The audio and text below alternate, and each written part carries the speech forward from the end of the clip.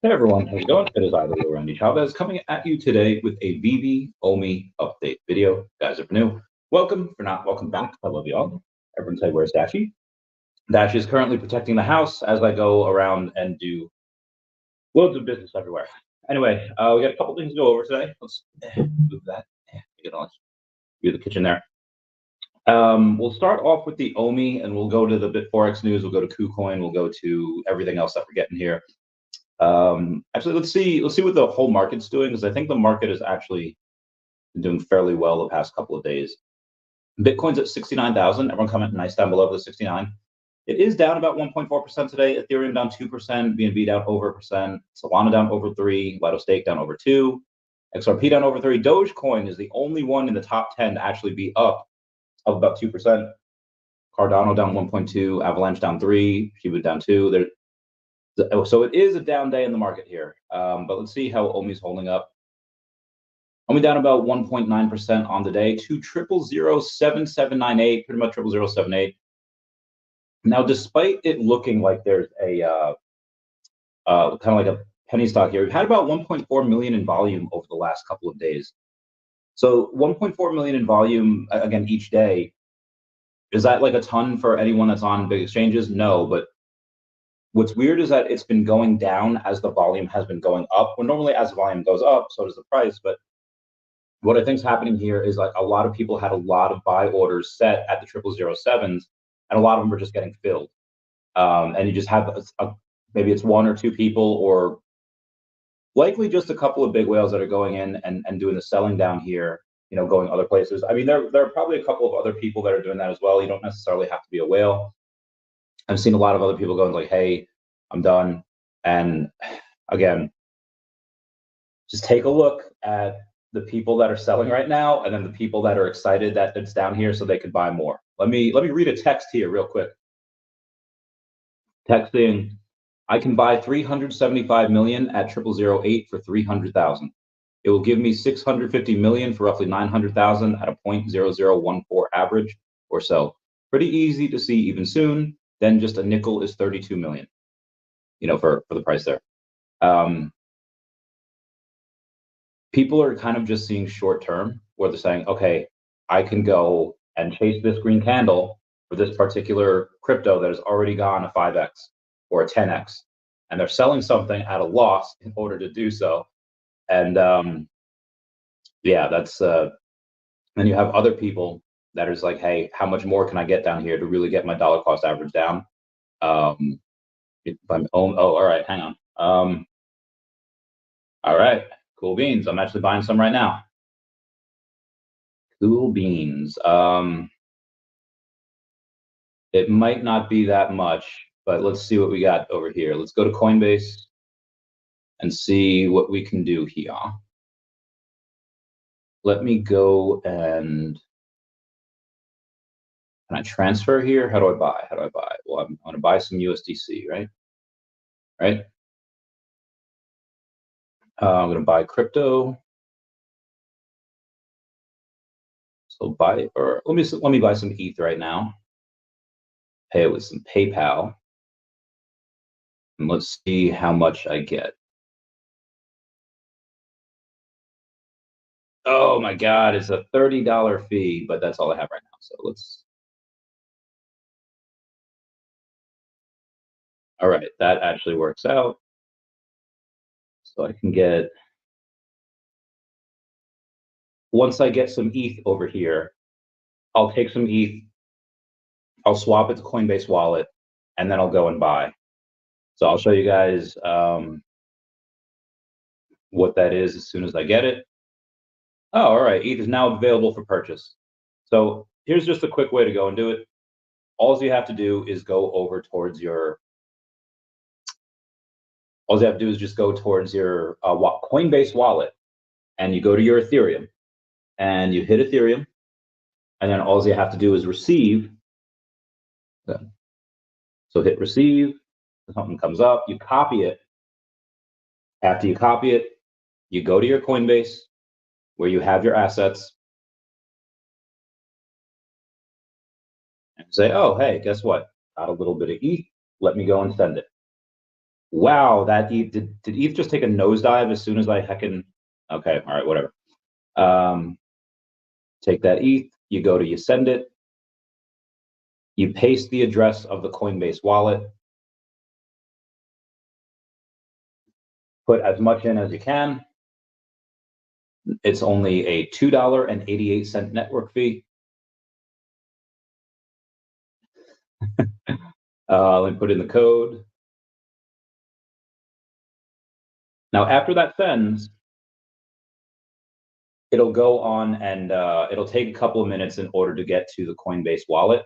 And once you have it there, you'll be able to go swap for a OMI. I'll show you guys how that what that does as soon as it's done.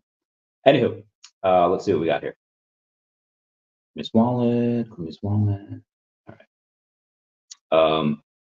But yeah, so what I think is happening with OMI right now is just a lot of bigger wallets are going in and selling into those buy orders. And I think that's why the price has gone down while the volume is going up. But again, that's just my opinion there. Let's go over to some of the news here, what we got real quick. Oh, I received it already. Oh, hot dog. All right. So before I go and show y'all how to buy this stuff real quick, let's have everyone smash that like button. It's a free way to help support the channel on free ways of Patreon. Especially thanks to down below, super chats as well. Yeah, let's get this bread. Going to, so once you open up your Coinbase wallet and you see the Ethereum that's there, you can go and you don't even need to, you just go and hit swap. And once you have that, you swap from Ethereum and then choosing the asset, and when you choose the asset, you can't just type in OMI. You have to type in ECOMI, so ECOMI. You hit that, and then let's do a little bit over here. Once you go and you swap it, now you see it has slippage tolerance 3%. The network fee is actually only up to $25. It is paid in ETH.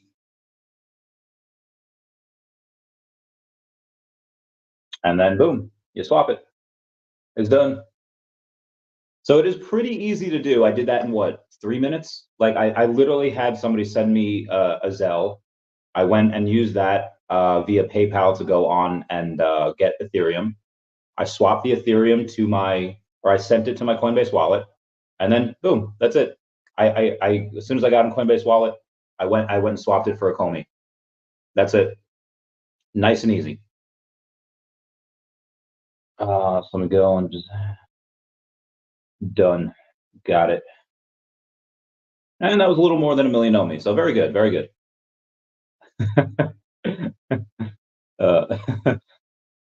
Yeah, swap might have messed up because it's down there. All right, anyway, let's get back to the news of the day. We have a couple of things to go over because I had a podcast yesterday.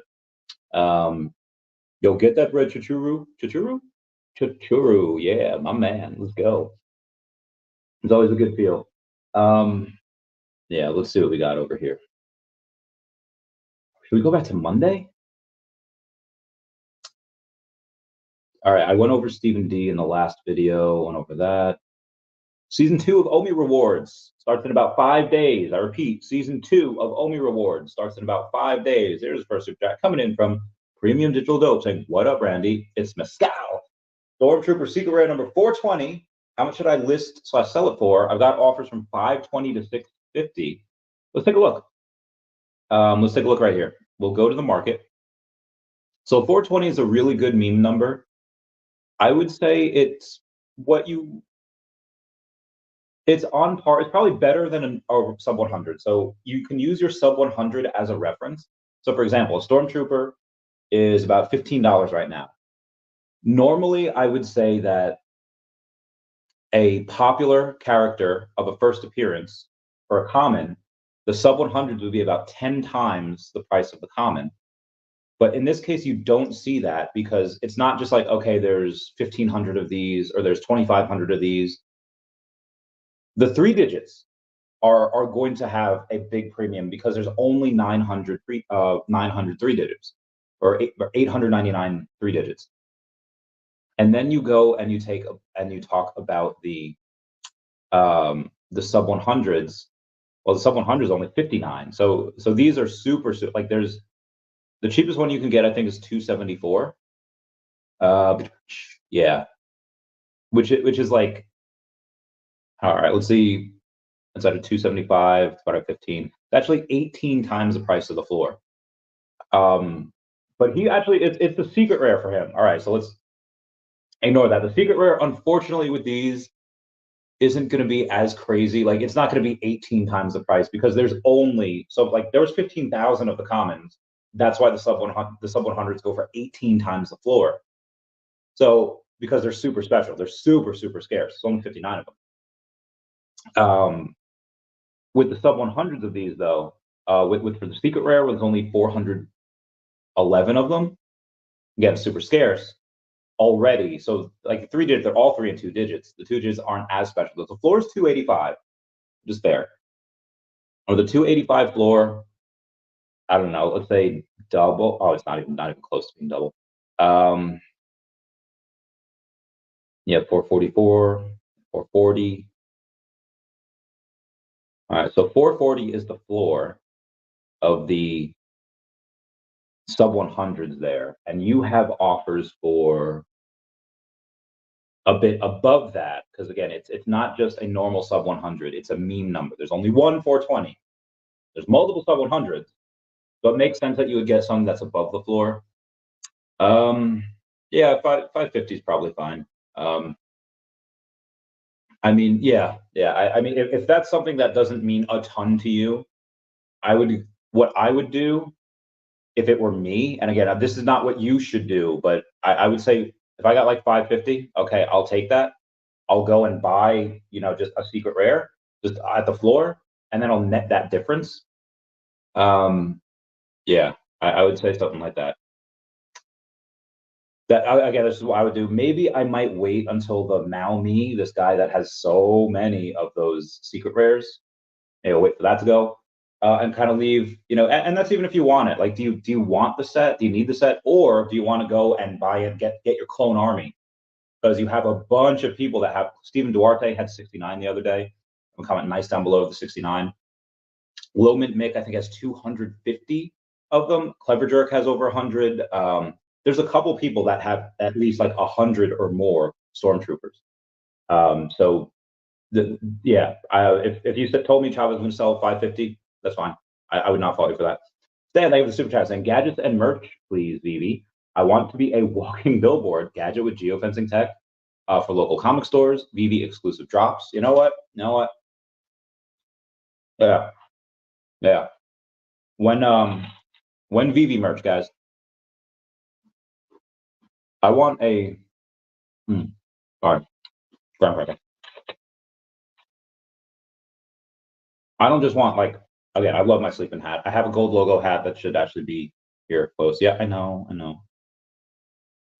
Send me another $60. I just sent another 60. Why did you send $60? Sorry. Anyway, we have a yeah. This is a nice amount. Hats are great. Shirt. Yeah, most of the VeVe stuff I've actually gotten for free. But I would totally pay for more VeVe shirts. I would totally pay for more VeVe stuff. I would pay for it all. But I don't know. I'll ask David next time I have him on, or even if I just don't have him on, we'll just talk to him. So I'll keep you posted. Now, where was I before this? Oh, also, Lori Brenner's going to come on. She'll be on. I don't know when. She'll be on in like 15 minutes. All right, so we got a jet. Clever Jerk also has the number 100 common, which is heckin' great. That dude, Clever Jerk, is just on another level. Look, you don't even know. VeVe Comics goes out and says, ready your capes and your masks. Comic book day is fast approaching. Dive into a universe of adventure with thrilling new titles releasing on March 27th. That is today. This is water, by the way. We had what, another 20-something thousand dollars today in just new comics on the app, and that is straight revenue all towards VeVe. Well, how do you know? Well, they don't have to. There's no gems there. It's just straight fiat. So that's straight another $20,000 there, not including the $30,000+ that they did with Star Wars today. That $30-something thousand that they did with Star Wars is, that was just the comic today. That sold out. There was only 5,000 of these, so it's, let's say 4713 times 7. Yeah, 32,991, about 33, give or take. So altogether, VeVe made about 50 grand a day on a day it's not really like a crazy drop. It's not a crazy character with a crazy first appearance. I mean, it's Vader. It's Vader. You had like, is this a Vader origin? No, it's not. The original Dark Lord of the Sith stars in his first ongoing series. Ever since Vader made his first on-screen appearance, he became one of the most popular villains that ever haunted audiences' dreams. Yeah.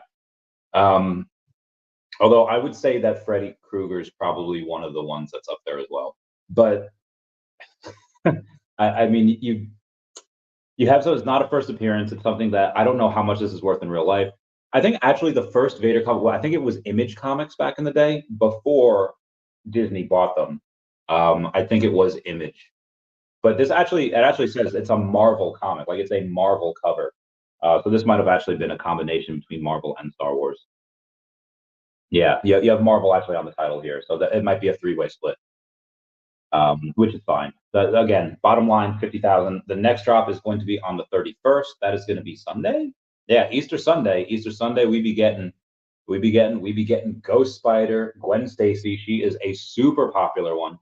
That'll sell out pretty instantly. I know it's 2,110 of them, but there's a lot of people that they cherry pick this data. So the VeVe feed goes on and they say, hey, we have 10,000 active users this day, and 8,000 this day, and 2,000 this day. Like on a day when we don't have a drop, the fudders will go and pick up this, the cherry pick this data from VeVe feed saying, oh, guys, we only have like 2,000 or 3,000 people. See, we're dead, we're done. And it's like, okay, well, you're picking a day that's on like a Sunday, people are spending time with their families, they're doing whatever, or they're a Friday when everyone's busy, everyone's partying, and there's no drop. But again, I can cherry pick data too. I'm like, okay, on the Star Wars drop, let's go on Stormtroopers. Let's go over this real quick. See how much we got on that particular day. So shout out to Stacker throwing up a Medium article over there about VeVe, saying new user growth driven by exciting new drops. In an ever-evolving landscape of digital collectibles, VeVe is drawing in new licensors, brands, categories, and users eager to partake in the latest drops. March of 2024 proved to be an interesting month, marked by the participation of newcomers in drops and 2 new categories in the platform, music and sports. The weekly users on VeVe during the first 12 weeks of 2024, I don't even fit on the screen. Like you gotta go way up there, way up there. So you have a number of weekly users and a number of weekly returning users. So the new users are in new users down there are in the black. There's a lot of new users. So you had the Stormtroopers drop, VeVe Comics launch, music and sports announcements, a Lambo drop, and the Scout Trooper and Imperial Royal Guard drop. So there's a ton of stuff the last few months. In the month of March, the following numbers were observed. And again, March is not even over yet. 342 new users joined the VeVe community. New users collectively acquired over 240 collectibles and over 600 comics. So that is an average of, let's say at least 2.5 per person, per new user. New users did transact over 1.1 times across primary and secondary market. Okay. Around 40% of the total transactions happened on the VeVe store, which is the primary market. So people are coming in. Well, if that's the case, then 60% of the transactions happen on the secondary. So that is fine. That is fine for me. If you can't get on the store, get on the secondary. I'm glad that 60% of that happened on the secondary, because that's really where the majority of the money is going to be made. I know, I get it. Chavez, didn't you say $50,000 was made on the primary today? Yes, it was, and that's fantastic. But the secondary, that goes on forever. It's like you have limited amounts on the primary market, but on the secondary market, that can happen again and again and again to no avail.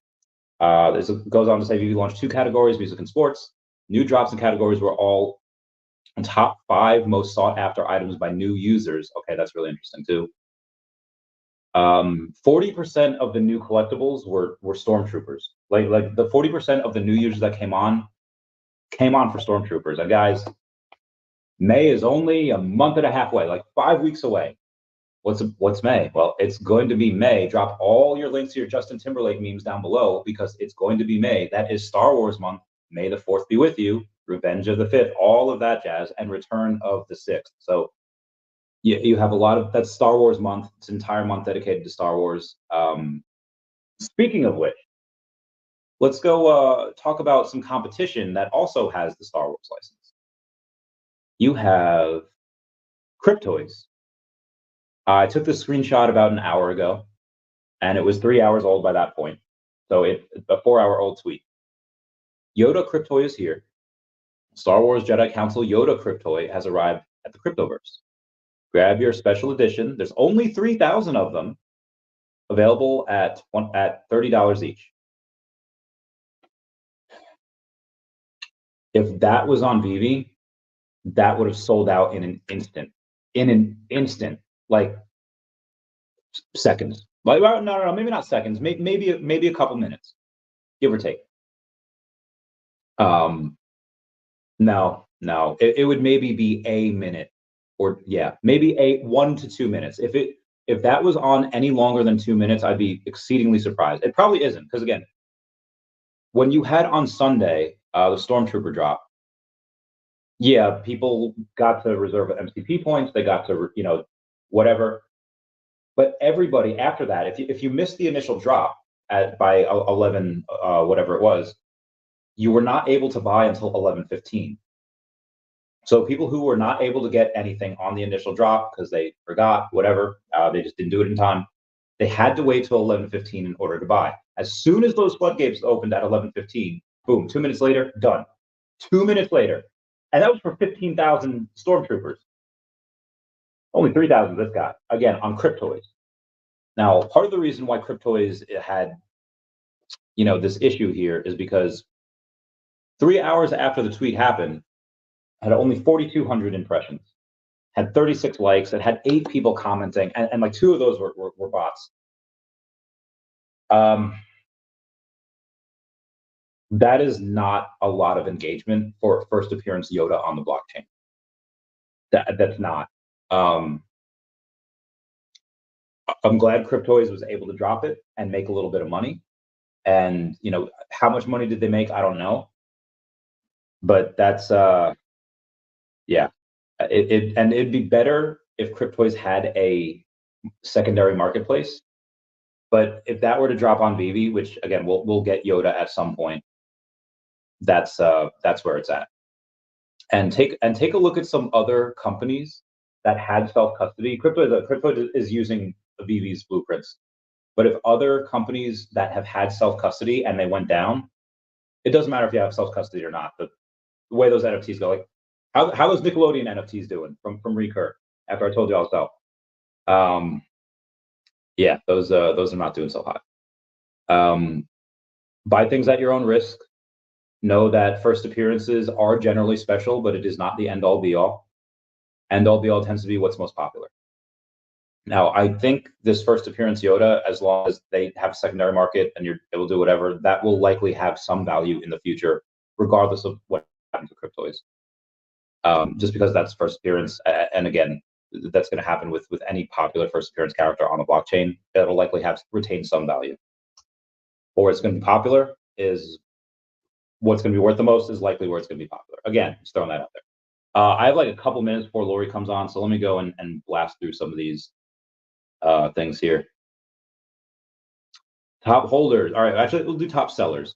Berryman, Francuzi, and J.S. Bowers were the top sellers, which had a grand total of about 700. 700 sales between the 3 of them. Those are the top 3. The top 3 buyers were Schmaniel, which had 450 collectibles. Thomas J. Kaz, which bought 475. And Mr. Rolex, which bought 507 collectibles. Mr. Rolex trying to move up. But despite him buying 507 collectibles, he did not move 1 spot. He's already in the top 10, though, at number 7. In order to be in the top 500, you need over 1,400 collectibles. You need 1,413, so 1,413 collectibles in order to get into the top 500. That is going to get more and more expensive. That is going to get harder and harder. You're going to have to grind farther and farther every single day. Why? Because every week it gets harder to maintain that. Luckily, I'm still in the top 400. I'm like 3 something, but yeah, that's a big one. That's hard to do. This one person has 111 Stormtroopers. Oh my God, it's been 40 years since the Breakfast Club came out. We have somebody named Comic Book Investments who said this comic dropped by 93% and will never recover. So again, when people say like, oh, you know, VeVe's the only one in the bear market, they're fools. VeVe collectibles are not the only thing that went down in price this bear market. You have physical stuff as well. It's neither here nor there. Many of the physical stuff will recover. Many of the VeVe digital stuff will recover. There's definitely room for both in this collecting atmosphere. I went over that. Digital marketplace. Manu Chowdhury posted from Definity. He posted on LinkedIn that they were going to be at the Digital Asset Summit 2024. That just happened a couple of days ago. VeVe Comics says less yapping, more scrapping.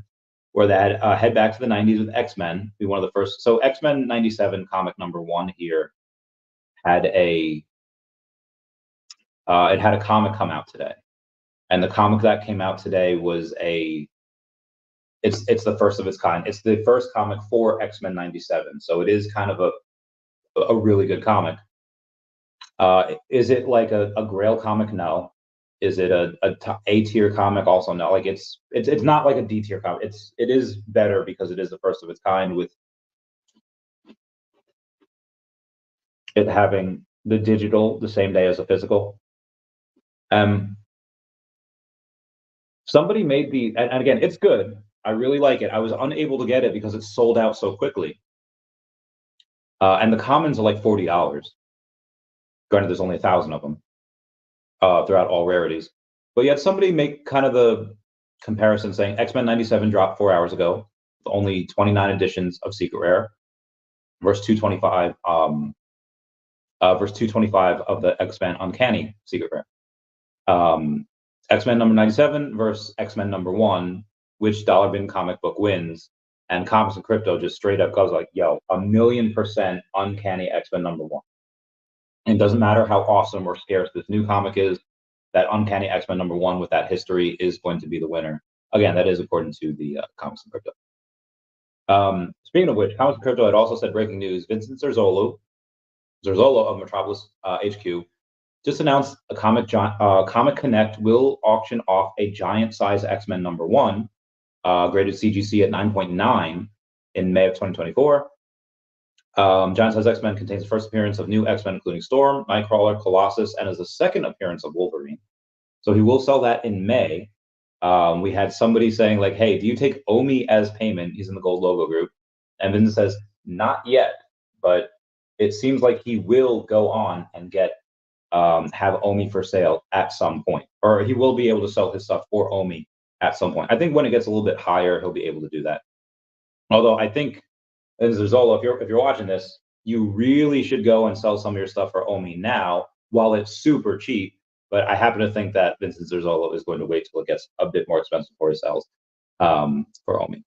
Anywho, where was I? Oh God! All right, I'm still going way back here. Let's go back to and delete it. Yep. Okay. God, sorry. Yeah. Yep. Mass text. Nope, can't read that. Going there. Predictions. I don't want to do AI stuff today. The cat was having a good day. Yeah, old people. People are crazy. You had a mint 1983, which is the year that Return of the Jedi came out, and that was sold for $1,313, mint 1983. So some of these special mints go, and that was a common as well, because there's no 1983 for the Secret Rare. There's only like 500 of those.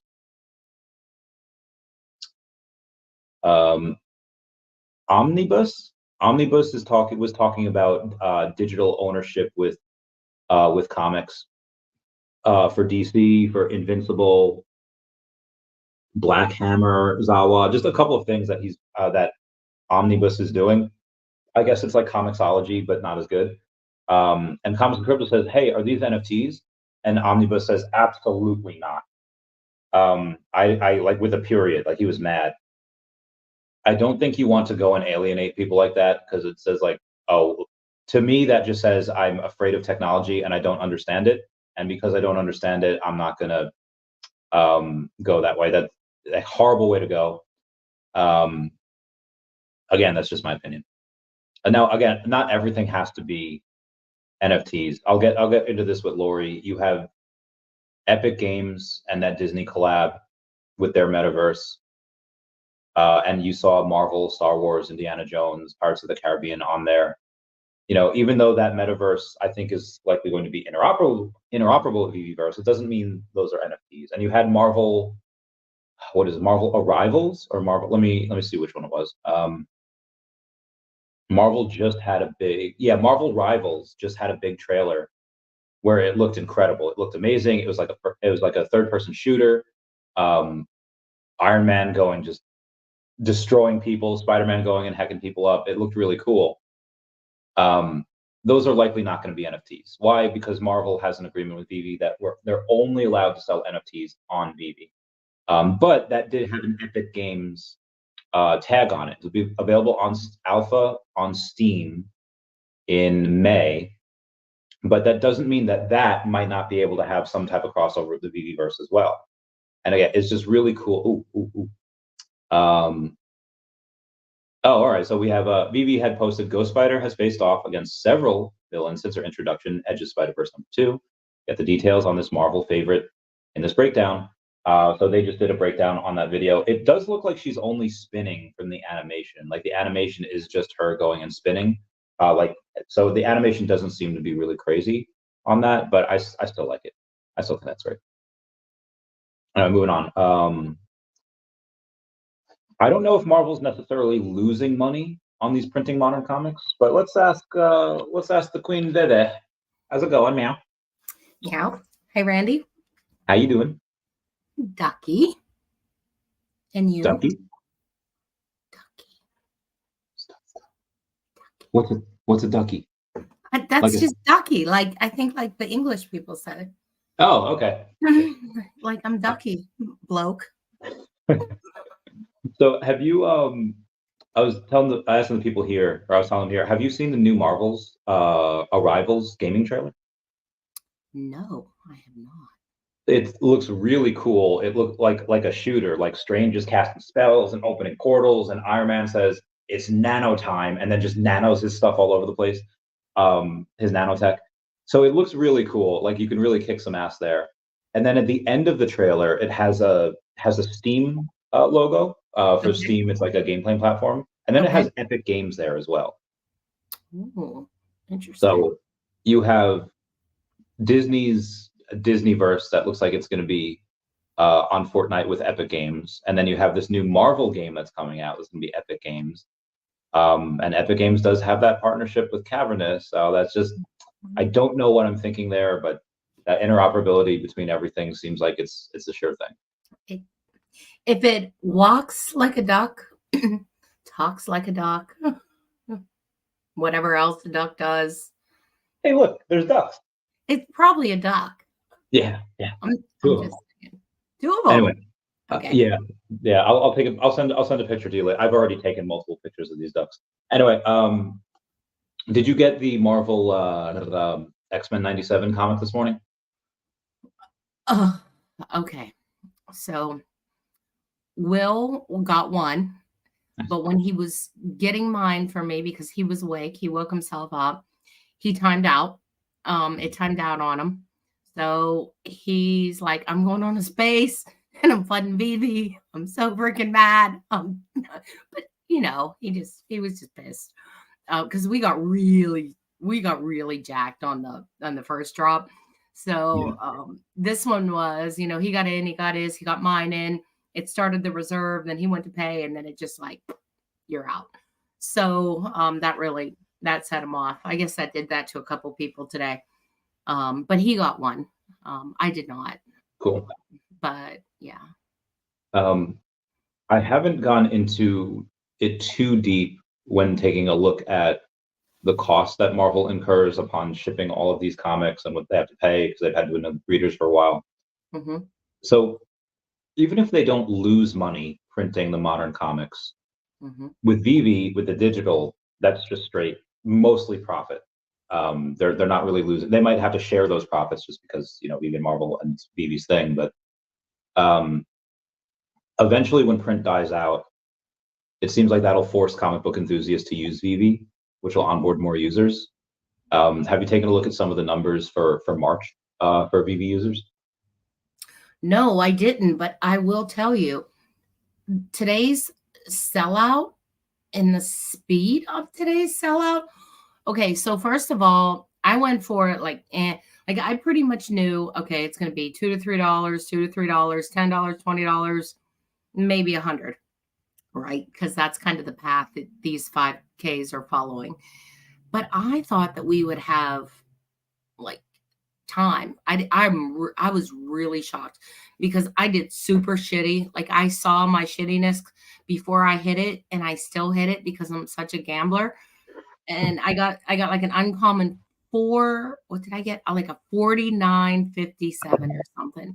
So I got the worst of the worst, pretty much. But he was going to try to outdo me, and it was going to be that person was going to pay for lunch, and he's like, I'll do it later. And I called him like 20 minutes after the drop, and I'm like, you lost the bet. You can't even try to do better than me. It's sold out. So we were both really shocked that today's comic sold out. So that was the Vader comic, right? That you were talking about? Yeah, because that's not like a great comic. It's a modern age comic. Like there's really nothing. I don't know. I mean, it just surprised me. Out of so in the gold, wasn't the gold logo group, right? It was posted in the gold logo group for Kelly, the VeVe Fox. She had done a really deep analysis of people that are in VeVe and how many are hodlers and how many are flippers. Mm-hmm. And it seemed like 40% are straight flippers, 40% are true hodlers, and the other 20% is kind of like a mix. Like they'll sell stuff to grow their collection, like a mix of both. On the newer, it seems that, or maybe not, because you know how that statistic of like, oh, half of all marriages end in divorce, but that's not 100% true because you have multiple people marrying like 2 or 3 times, thus increasing that divorce rate. So I don't know if it's the new people that like, okay, we're still continuing that trend, or if the newer people are gambling so much, like they're buying 2 or 3 of, pulling that trigger, trying to get that secret rare. Right. Because it's a very cheap slot. It's a $7 slot machine. That's what I said. Lottery ticket, right? Because I believe the 1977 sold for almost $2K. So yeah. So yeah, right. And there's been quite a bit of special mints being bought lately. Like the special mints seem to be really getting some attention. So I don't know who all is out there really buying all these specialty mints. Somebody is. Yeah, you had the number 1983 Stormtrooper common sold for 1,313. You had a couple of those over the last couple of days. The number 501 sold for 6,250. Is that Clever? Clever's got that. Yeah. Clever's 501 collection is sick. It's insane. It's sick. So yeah, Clever's got some mad money out there. I'm just saying.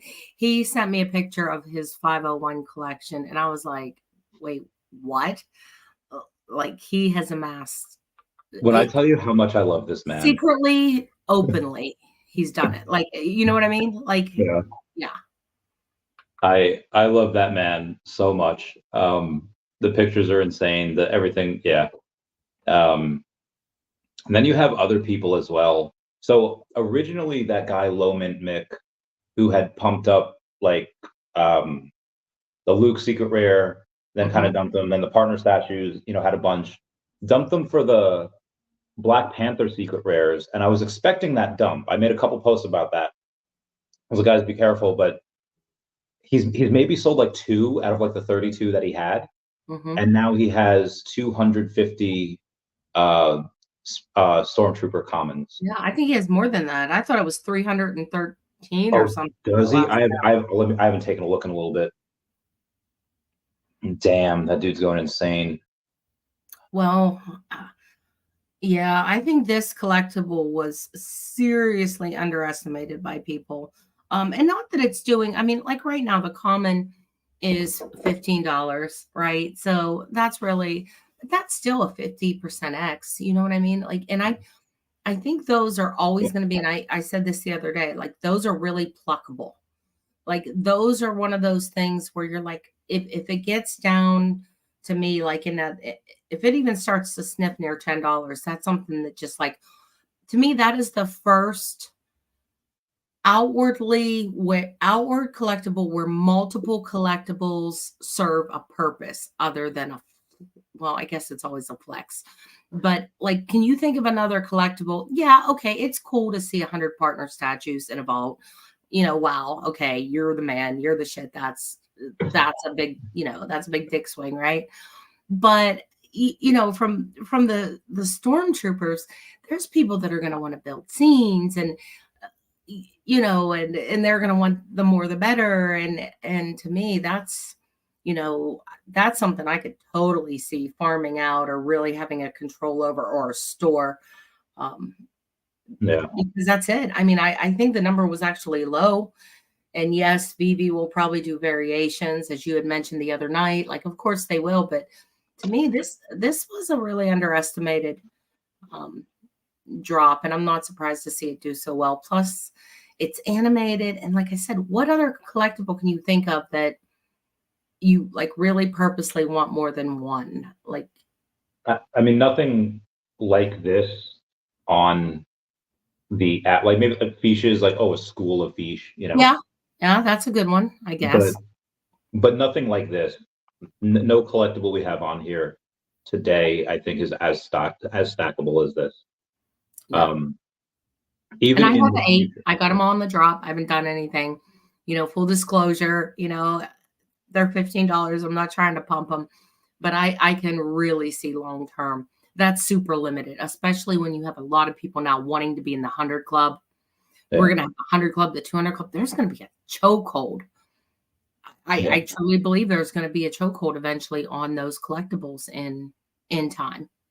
So the only other ones that I see that people could stack even close to as this, like might be like the battle droids, the improved battle droids, the clone troopers, but outside of Star Wars, maybe a couple Pokemon, but that's it.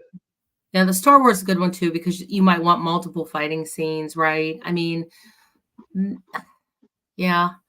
But other than that, this is the first, I don't know, multiplier, or the first collectible we've received where more is good for the sake of being good, and not just to kind of like a show off. Yeah. And I'm trying to think of other collectibles that might be like that, and I mean, there's not really that many. That the more the better, Agreed. There was a I forget where the conversation was. I remember people talking about, hey, how many people still like buy Blu-ray? And I know certain people do. Like how many people still buy like where you could just stream everything. There are some places that will allow you to stream it like right away. Like you could buy, like when Winnie the Pooh Blood and Honey came out, you were able to buy it on YouTube like almost right away. Right. I think movie theaters in the long term are likely not going to do so well. Whereas there'll be a lot of streaming stuff. I know. It kind of makes me sad, but it's also really hard too, because there's not a lot. I don't know. I feel like our entertainment's getting less. Like there's only so many things that you can go do, even as a family nowadays. Like, I mean, what do you have? You have like your bowling, and I don't mean like big things like amusement parks and things like that. You're always going to have that kind of stuff. But like, movies are one of those things that used to be something that was like chance to go out kind of with the family, or go out with your significant other, have some fun, get out of the house. But now it's like, all right, $15 a ticket times 3 people plus popcorn. Do I really want to spend $90 to go see a movie that chances are is going to be and it's going to be out on Netflix in 2 months, or I could buy for $9.99 and just, order pizza and make some popcorn. Yeah. I mean, it's really hard from an economic standpoint to maybe justify it, other than the fact that you're going out. You know what I mean? Like you're getting out of the house and doing something. But I'm with you.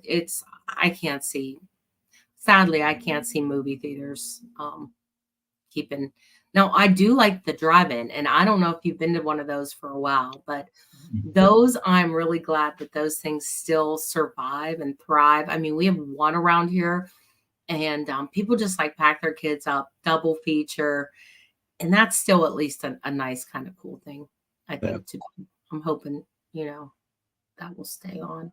Yeah, I mean, I still want to go see, when I get back from all the trips, I'll go and see Kong X Godzilla. That'll be really cool. But a lot of stuff, like you're mentioning, theaters are kind of adapting. Like, okay, now a lot of them serve alcohol and they have the recline chairs, and that's pretty cool. Yeah. But going to a theater, like the expenses versus, if you just get it on your Apple Pro headset and you can chill with like your friend, that just seems so much cooler. I know. I hear you. Yeah. But dinner and a movie is still a nice option, but the theaters are getting less and less crowded, and more expensive. We won't have to worry about expenses when OMI goes up.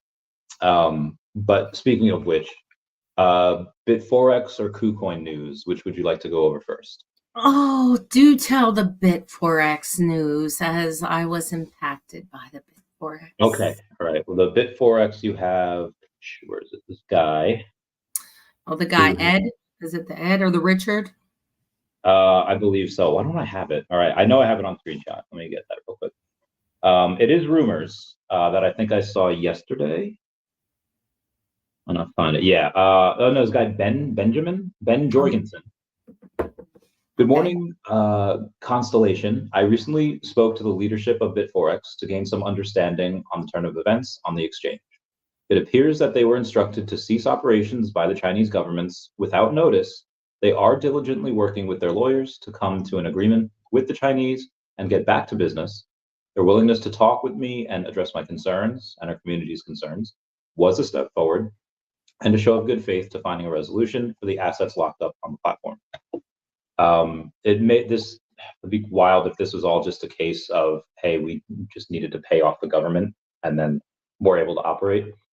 I don't know if it's that simple. That'd be great.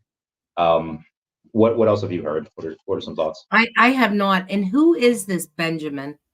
Is he an OMI holder? Is he a? No. I'll find out. One second. Is he like, yeah?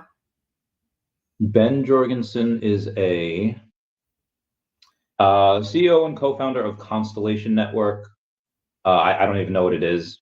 Yeah. Only has like 23,000 followers, but it's so it seems like his stuff was on there, like people that had Constellation, whatever that is. Oh, Constellation's a little bit bigger. It's got 82,000 followers. Interoperability of something. Okay. But it's a fairly decently big community. And then they'll have I don't know. So obviously it wasn't just OMI's community that was affected. So hopefully he's able to go and figure something out. And if this is true and people get their stuff back, how many people do you think immediately pull their stuff off there? And how many people do you think immediately just sell if we get that back? Oh, yeah. I mean, how would you know? I think I would want to pull it off pretty quick, right?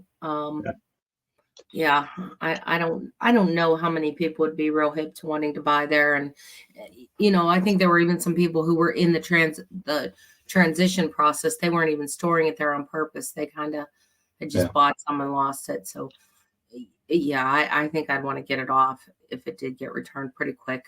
Yeah. Okay. Fool me once, shame on you. And as Bush said, fool me twice, you just ain't gonna fool me no more. Remember, he totally botched that quote. It's great. I love looking up George Bushisms. They're great. But yeah, he's like, that old saying, fool me once, shame on you, fool me twice. Oh, hell, you're just not gonna fool me no more. Oh, I forget when that was. Obviously in the Bush presidency, but I don't know what he was like addressing at that point. But yeah. It was like totally not even. It's like shame on you, fool me twice, shame on me, fool me 3 times, and I don't even know. But he like got stuck on it. He's like, well, fool me twice, you just ain't gonna fool me no more. So I think a lot of people would be very antsy to keep it there. So I don't know. And who would pay if it's a matter of the bribe? I mean, or if it's a matter of money. Is that something they'd be looking at the Bitforex execs or? Yeah, I mean, it'd have to be, right? Just because if they're going to continue to try to operate in China and make money, that's just the cost of doing business. You have to go and it's like I feel like they would have known before they shut them down. Like I feel like that they would have been like putting the screws in before they cut them. You know what I mean? That's a good point. I don't know. Wouldn't you? Like, I don't know. I tried to squeeze you while your business was up and running and making money. Yeah. Beforehand, rather than unless they like thought it was not out of threat, and then maybe now it's like, all right, we'll pay you. I don't know Chinese tax. I don't really know how that goes over there. That's true. Me neither. It is what it is. On the Kucoin news, the CFTC charged Kucoin with operating illegal digital asset derivatives on the exchange, and people are starting to pull their stuff off Kucoin. That being said, you did have Kucoin send out an email to a lot of its users saying, "This is a general message that may not apply to your region, but dear users and supporters of Kucoin, I would like to express my gratitude to all Kucoin users for your support, trust, and companionship during the last few days, as well as the past 7 years. They are trying to do 10 million in airdrops for their community. I don't know exactly how they're going to try to do that. I think that's just kind of a gimmick to get people to stay on and continue trading, continue holding on their platform. But now that they're being investigated, there's probably close to 0 chance that we get Kucoin for OMI as an exchange, at least while that's going on. What other places would you like? What are places you think that we could? I don't know. These exchanges are getting a little bit scary, Yeah, I mean, exchanges are a scary place. And how do you know? How do you really? It doesn't seem like any of them are like 5-star rated, or you could 100% trust. Anything can go down at any time. So I know, like when I was looking into, how I told you I'd moved some money into iTrust, et cetera, and I was like looking at how they, where they were keeping their money, et cetera, and they use a variety of like cold storage, et cetera, and I'm like, okay, that's good. I just definitely want it to be, I would like to see something US based, Randy. It just, because I mean, no offense to the Chinese, but I feel like they could just do whatever the hell they want. I mean, they can. I mean, it's not even offensive. It's just a different way. Like they could just snap their fingers and it's all over. At least in the US and some of, the European countries, Australia, et cetera, there's some due process. So, a US base would be none, but just something trusted, or I don't want to even say trusted, but something that isn't at the whim of a dictatorship, my financial well-being. So, Mexi has, they're not US based, but they don't have like KYC on transactions under like 2 or 3 grand. So Americans could use MEXC, crypto.com. I don't know. Obviously, BitGet was thought of well before the Bitforex collapse. So they clearly have intentions to get on other exchanges, and they started off with something that's, mid-tier, and then they'll get higher as time goes on. But yeah, I'm just curious to see what their plans are. Is it going to be one per quarter? Is it going to be two per quarter? Yeah, I don't know. I don't know. I'll just be happy with a relatively trusted, a relatively trusted exchange. We have a white_VeVe saying that it'd be great if VeVe had a Tesla or SpaceX collectible, be able to explore inside of a Starship AR would be cool. Like how people go inside the up house. It'd be nice going inside of a rocket. Yeah, I remember there for a while there was mad speculation because David was wearing like the X hat, and he was poking us, and who knows? It would be cool, but that's been a while. We've been speculating on that for a while. So, and I think he had said he just really loves Tesla and SpaceX. So, and not to read anything into it. Yeah. I was at the post office recently, and on the 2024 stamps that they had, I saw the Year of the Dragon. I was like, oh, hell yeah, we got that on VeVe. I wasn't there long enough to get a VeVe photo next to it, but I thought that was really cool. Yeah, we went out and bought a sheet of Day of the Dead stamps. Oh, cool. Way back when. So we have those somewhere, just like a whole sheet of the Day of the Dead stamps. I don't know. Who knows? Nice. There's a meme I saw this morning, or it might have been last night. There's a Donkey Kong meme saying, when you hear that Diddy got raided by the FBI. After all of these things, like with Dan Schneider coming out and Brian Peck of Nickelodeon, seems like P. Diddy is the next domino to fall in that particular ring. What did you think of Diddy before this? Did you like his music and acting? And how do you feel afterwards? I didn't mind him. Let's just put it that way. Like, it wasn't like, but I mean, I think he was with J-Lo for a while. I mean, I think, he was one of those that seemed okay, but like there was a lot of thug-ish stories always that were always kind of in the background. So, I don't know. Like I said, I'm kind of like, yeah, he was okay. I didn't mind him, but now it's like, But I used to like Bill Cosby do picture pages with me on Sesame Street, so one never knows, right? Yeah. I mean, I feel like you can still like certain people's art and like so in wrestling, there's this guy, Chris Benoit, who's a really talented, really entertaining wrestler for years. And then he went crazy and he killed his family and just hung himself. It was awful. Right. But I still like his matches. I still like the person he was, and then the person he became are just different. I am gonna have to probably change my catchphrase, because in the one with Get Him to the Greek, where Jonah Hill has to get Russell Brand to the Greek music festival, in the middle of that movie is P. Diddy, and he goes and he basically gets hit by a car or something, and then he's on drugs, and then he just screams like, I love this game. And so I've been saying that for ever. You have been forever. And now I don't know should I change that, or am I just going to make it my own? Just make it your own. All right, I'll make it my own. I'll keep that. I mean, you could still watch OJ run, right? I mean, you could still watch clips of him and go, wow, that was an amazing run.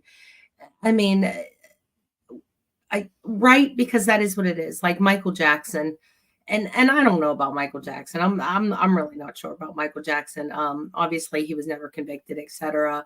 I don't know what's going on with him, but I still love Michael Jackson music, and I know a lot of people still do and won't. But then you hear R. Kelly, and people are like, I won't even listen to that son of a bitch.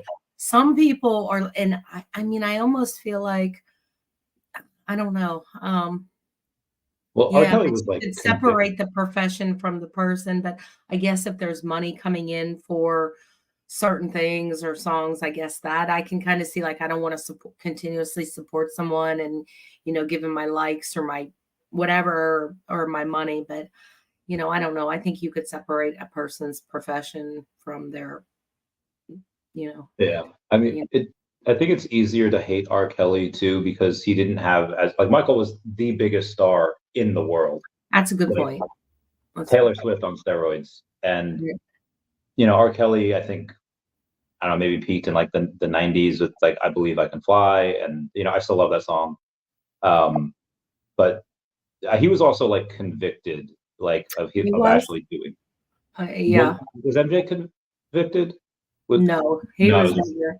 No, he was tried. I think twice, and then there were some settlements. Some of those, confidentiality kind of things that then people came back. So I don't know. But just sometimes people are worth being paid off, whether it's true or not. So I don't know. A lot of people say, well, why are you giving someone money to be quiet for something you didn't do? I know there are instances, it used to be in corporate too, that it was just right or wrong. It was just easier to just, here's some money, go away. Yeah. And sometimes it was, well, yeah, I raped you, here's some money, go away. But sometimes it was just shut the hell up. I don't need this in the background, go away. Yeah. So I don't know if just because you pay people off, that's necessarily a sign of guilt. You know what I mean? Just like you always see in the movies, like if the person asks for a lawyer, one thing you should always do, like no matter what, is you have the right to remain silent. Remain silent, because even if you think or you're right, just shut up, because like watch enough criminal movies, like just shut up. Well, that doesn't make you guilty by not testifying. So, I think a lot of people get into that with Michael, where they're like, well, you wouldn't pay that much money unless you were guilty. And I don't know. I think sometimes people like that's really not that much money, and they do that just to make him go away. But yeah, I don't know. Who knows what happened with MJ? But I still like listening. I won't turn Michael Jackson off. I won't. So, yeah. Like even Dirty Diana and stuff. I'm like, yeah. I saw a video that when he went to England to perform, he took Dirty Diana out of the lineup. Yeah. Yeah, and when Princess Diana met him, she's like, "Are you going to perform Dirty Diana?" It's like, "Oh, like we can't, like we took it out." She's like, "No, that's my favorite song." I was like, he did it out of respect for her. Yeah. She went to the concert, and he didn't want to. He didn't want to disrespect. That was probably like the Queen, like saying that or something. Yeah, and apparently that was her favorite song, which I thought was cool.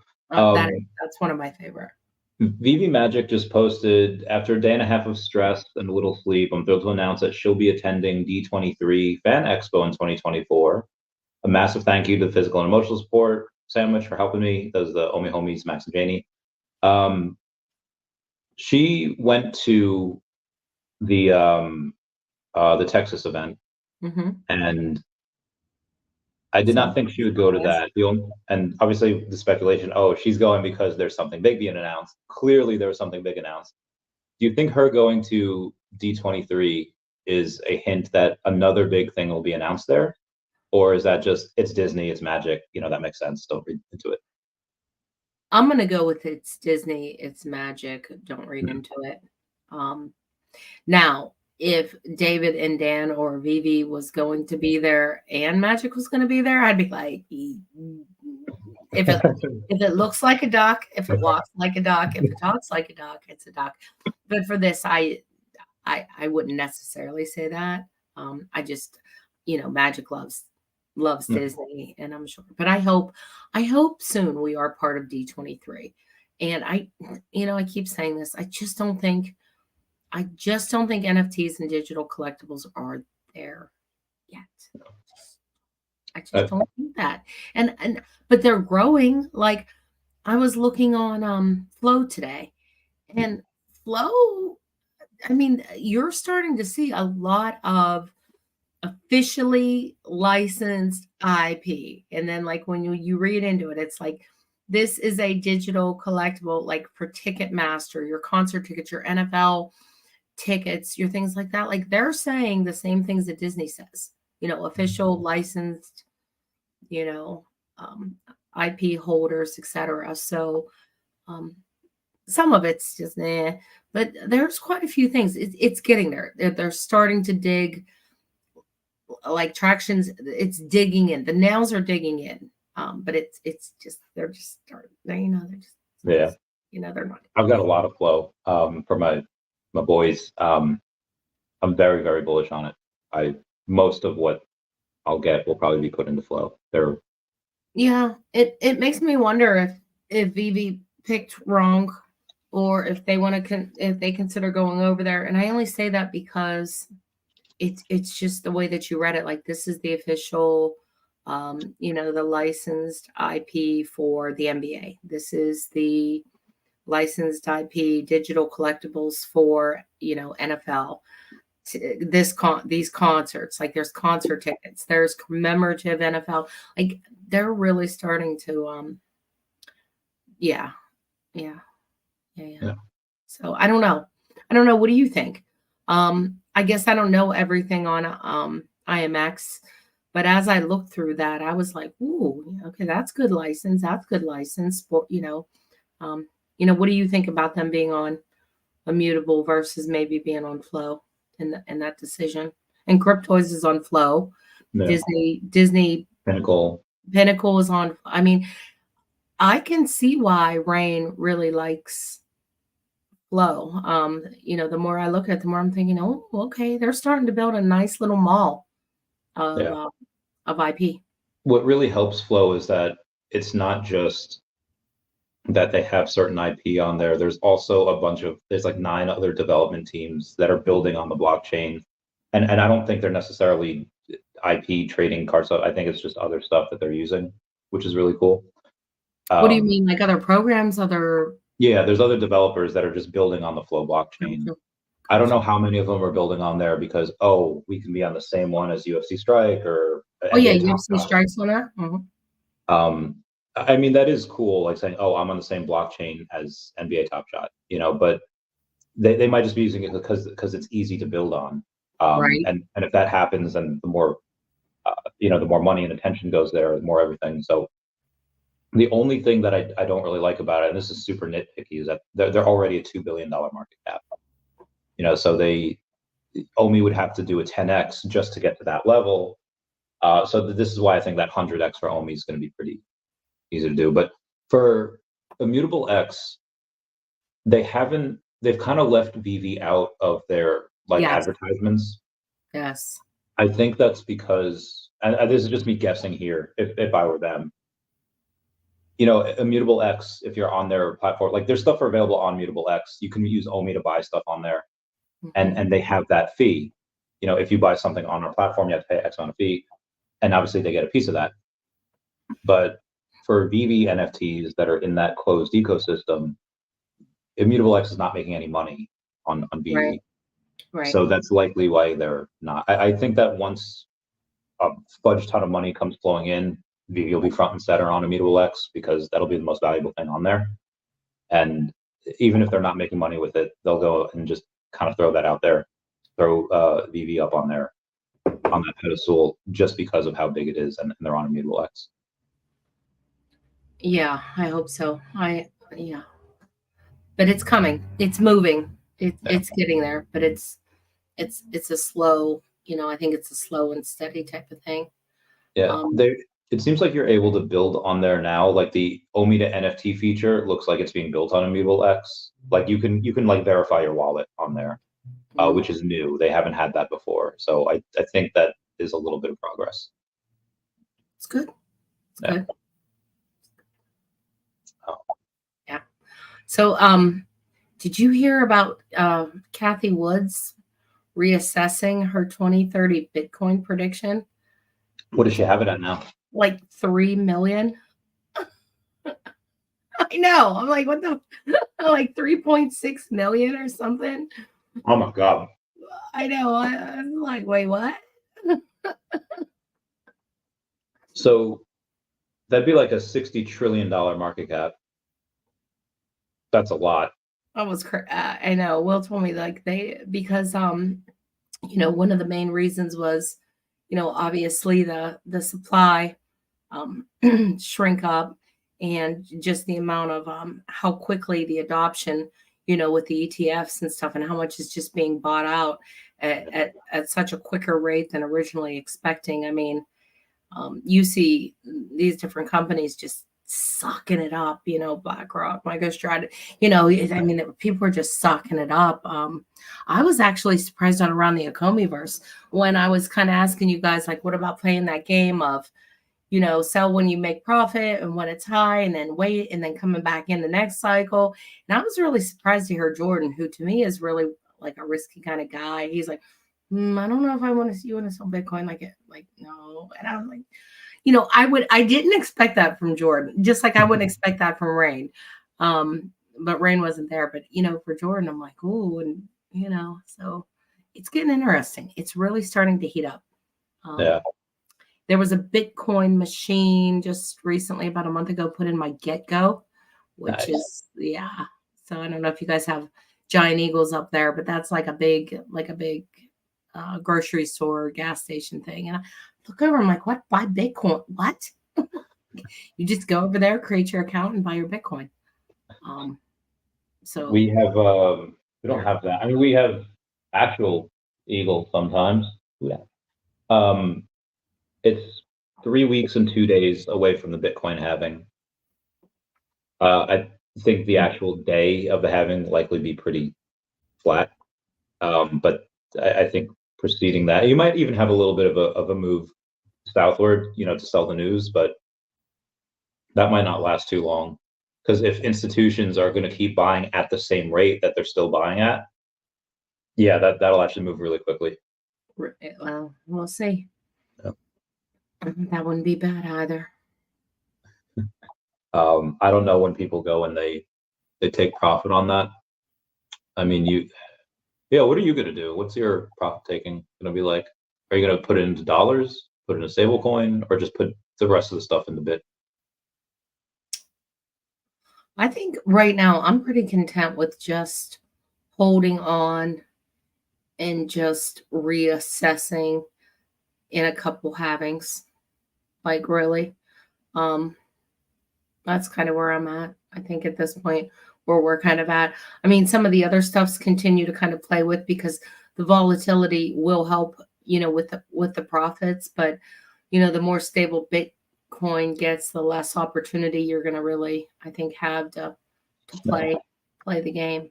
So I think probably hold for a while. I think that's just going to be part of the portfolio. I don't think at least two of them are ever going to just move, or at least over the next 6 years, maybe till around 2031 mark. There's because that would be the one to sell at like 80, and then like 2 years later it would be 300,000. That would be me. So I don't even want to play the game with the Bitcoin. The other stuff I'm okay with, the flow, the ETH, etc. Like, let's play a little bit. Let's take profit. But Bitcoin, it's getting harder and harder to want to take profit from that. Yeah. Soon, I should say. I mean, I think it's okay if you sell it and you put it into an altcoin that hasn't really run yet, and then eventually when that goes up, going either back to Bitcoin or putting it in a stable coin, or just putting it to cash, to be honest, because stable coins, as we've seen, can go down, and you don't want that. Right. Yeah. But I think Bitcoin and buy altcoins. What did Bill say? Oh God, I haven't. He mines Bitcoin and he uses that to buy alts.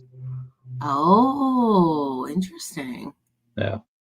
NFT Hero said he sold all his Bitcoin at 65K and is up 4x on his alts now. So that, I mean, there's a lot of different, if you ask two poker players how to play a certain hand, they'll give you, two different scenarios. They'll give you two different ways. Yeah. Yeah, I mean, to each his own. Everyone has to do their own thing. So, I think we'll just hold on to it for a little bit. Maybe closer to retirement, closer to that age, but but there's the altcoins, etc. That's where we're hoping to kind of make the returns, and and then move it back in, and then wait for the next cycle. Do the whole buy low, sell high cycle, and hope OMI really pops off, and then you don't have to worry. Everything else is just icing. Right. So that's kind of diversification. I know that you're not one to be real diverse, Randy, but I will after it goes up. And then I'll always be diversified again after that. I will never not be diversified. And that's fair. I mean, you're still relatively young. I like having multiple eggs in multiple baskets just in case. But that's kind of where we are right now. Just really playing and hoping to do well on the traditional, the Cardano, the Flow, maybe even Ethereum. I don't know. We just put 50K more in.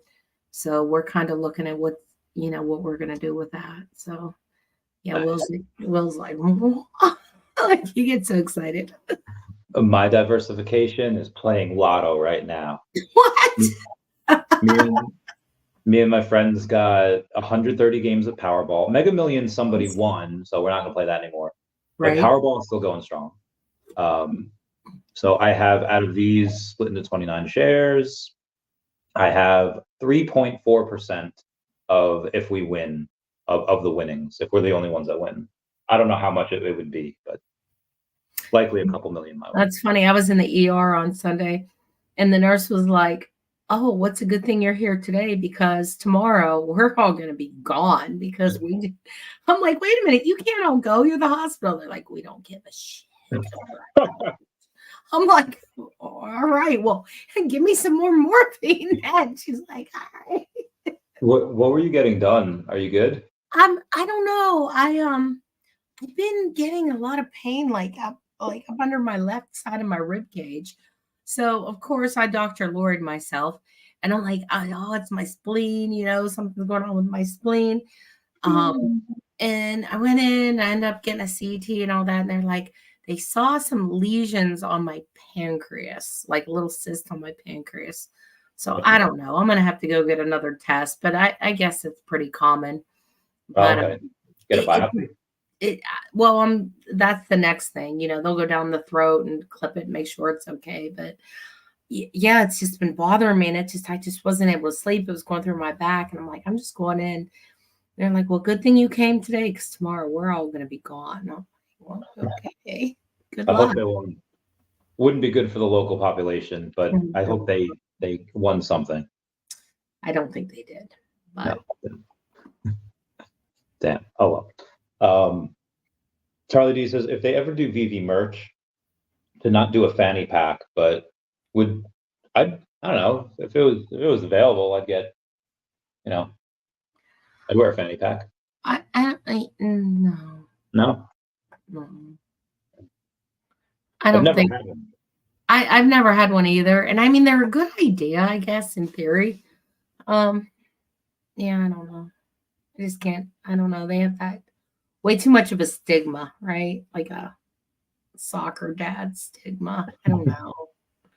I can't. Or a merce. Remember there for a while they were trying to get men to wear used purses. I know someone was trying to push that, and it didn't work. Satchel. Strap over with this. Yeah, no, it just didn't work. I mean, you had a few metrosexuals proudly sport it, but most people were like, no.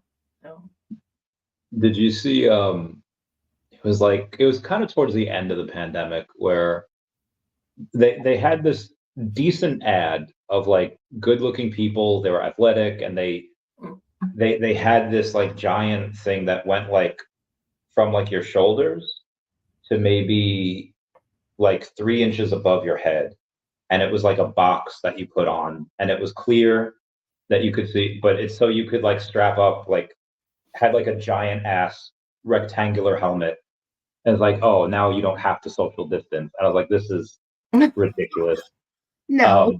And thankfully nobody ever bought those, because oh god, I mean, it's hysterical to see what people did in general. But well, in the hospital they did have the rebreathers, right? What were those? like where they were kind of like in the, you know, they would just circulate kind of, you know, reoxygenate your own, you know, kind of air. I think they were doing those for a while in the hospitals, but yeah, it's getting crazy there. I can't believe how, I don't know, just looking back, it's like crazy what we were kind of going through during the pandemic. I don't know. Oh, I saw a so Wes is a little misinformed here, saying you dropped the most positions on VeVe. I did drop 20 positions on VeVe, but JS Bowers dropped 39 and Frank Cusi dropped 46. So Wes, I did not drop the most. It's very easy to see that in black and white, but I did drop about 20 positions because I did sell a couple of things. A lot of that was to get the golden dragon that I got last week, but some of it was to kind of go for some drops and all that, and to save some gems because we got the Marvel Mighties drop. Next month we have the Mighties, the Venomization, and then we're likely. Well, I mean, I got to get the Ghost Spider, the Gwen Stacy. I got to get that. Yeah, I was just going to ask you about that. What do you think about that? What is it? 40? Yeah, $40, 21.10. So it'll do really well. Yeah. It'll be $84,000. That'll sell out pretty quickly. The only thing that's kind of working against it is it's not a first appearance. But it is animated. But the animation is that she just like spins. I don't. It's not like a crazy like crazy awesome animation. But it's still animated. It's still cool. It'll go really cool next to Miles. Yeah, is that Sunday? Yes. Sunday. Yeah. I feel like they've been dropping a little bit less lately. Which is maybe because of the comics that they're releasing as well. But I mean, the past couple of weeks we've had like a Sunday drop in 2 comics pretty much. Yeah, give or take. So they're slowing down a little bit, but yeah, today's drop, people were just hungry. Yeah, I was surprised. I was surprised to see that one.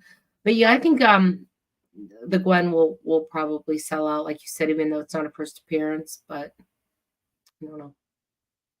Is there anything that you're really like you're wanting to acquire that you kind of have your eye on, or is there anything you go in and look at? Like, what are the things that you go in and look at every day and are like, oh, you know, like, is there anything that you feel like, damn, I know this is going to be, or I feel like this is going to be worth, you know, so much more than that in, you know, a year or 6 months or 10 years? If it's for ROI and not like I want this for my collection, the ROI, I do want another logo. Because it was down to like 40. 48. Yeah, it was down to like 48, 49, but then it got bought, so it's back up to 5,500 now, which is still a good price, but you know, always want another. Outside of that, I mean, Miles is already like a grail. He's already, you know, doing pretty insane. You know, the secret rare. Maybe a Vader. Because I don't have one of those, so I would totally go and get an ultra rare Vader. I actually could right now. It's 364, and I have 374 gems. But again, there's some of the Mighties that I need to get when they come out in the next couple months, and then Gwen, and then I feel like they're going to have. They haven't had a super scarce drop in a while. I guess they had the Gold Dragon. The Golden Dragon was pretty scarce. Right. But outside of that, I don't think we've had a super. I mean, I guess the last Marvel Mighty, you know, out of the 250, so we had 210 of them. Right. The Black Panther. I got lucky with that, and I bought that at like 289 or 298 or something. Yeah. And now they're like $900. So I know. Poor Will liquidated, had money to buy it, didn't pull the trigger. I'm like, yeah, don't worry, it'll come back. And then now he's like low mid, and you know. I mean, it still might. If we get another one that is also as rare, then I feel like you might see a little bit of a more of a balance.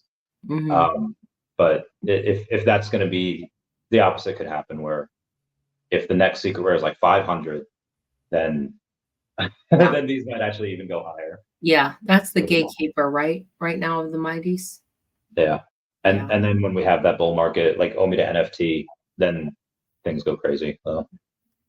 Do you remember like this, the 2099 was like what, 2K? It was 3K at one point. Was it 3K? Yeah. It's crazy. And the Doom was like 1,500.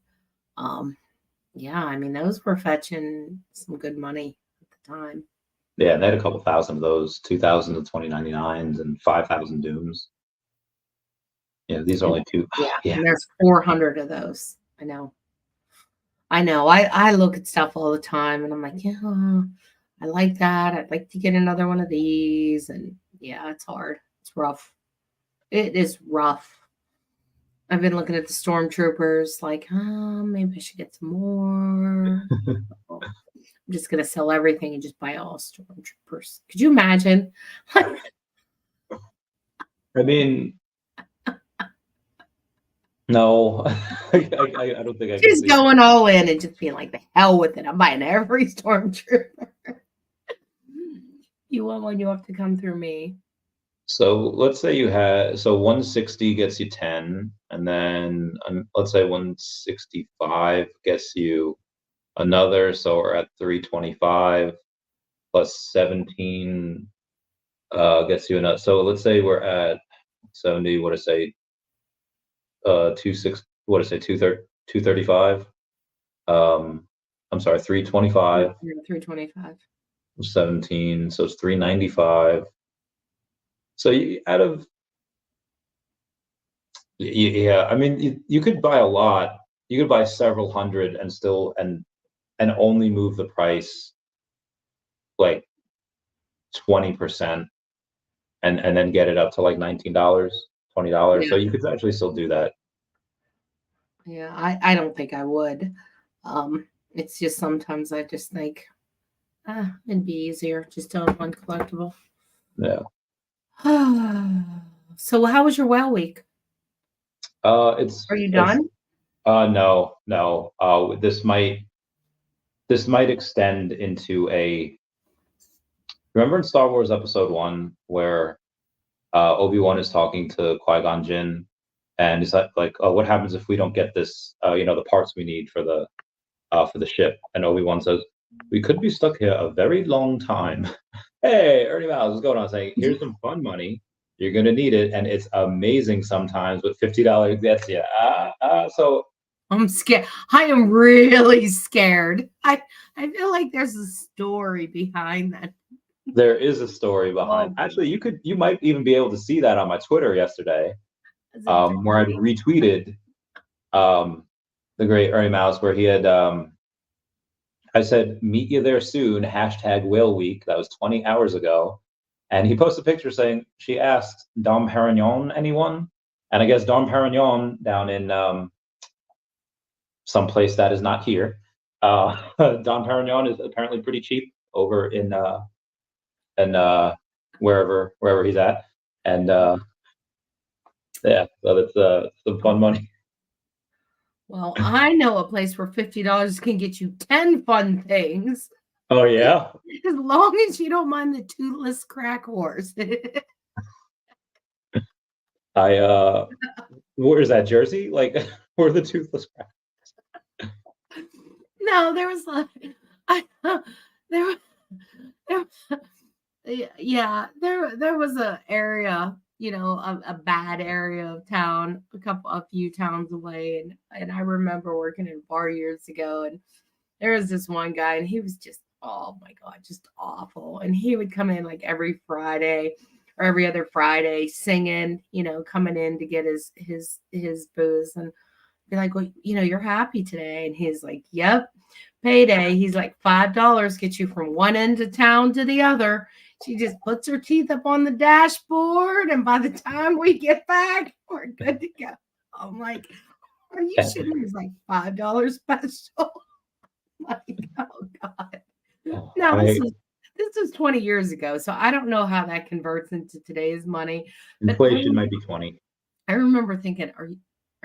And just happy as could be. That was his Friday night every 2 weeks. Well, I mean, for $5, I mean, if you don't mind, I mean, that quality is not going to be good quality, but if you don't mind, do it every day. You know? And he would be so happy. He was like, and today was a good day. We had a lot of red lights. Oh.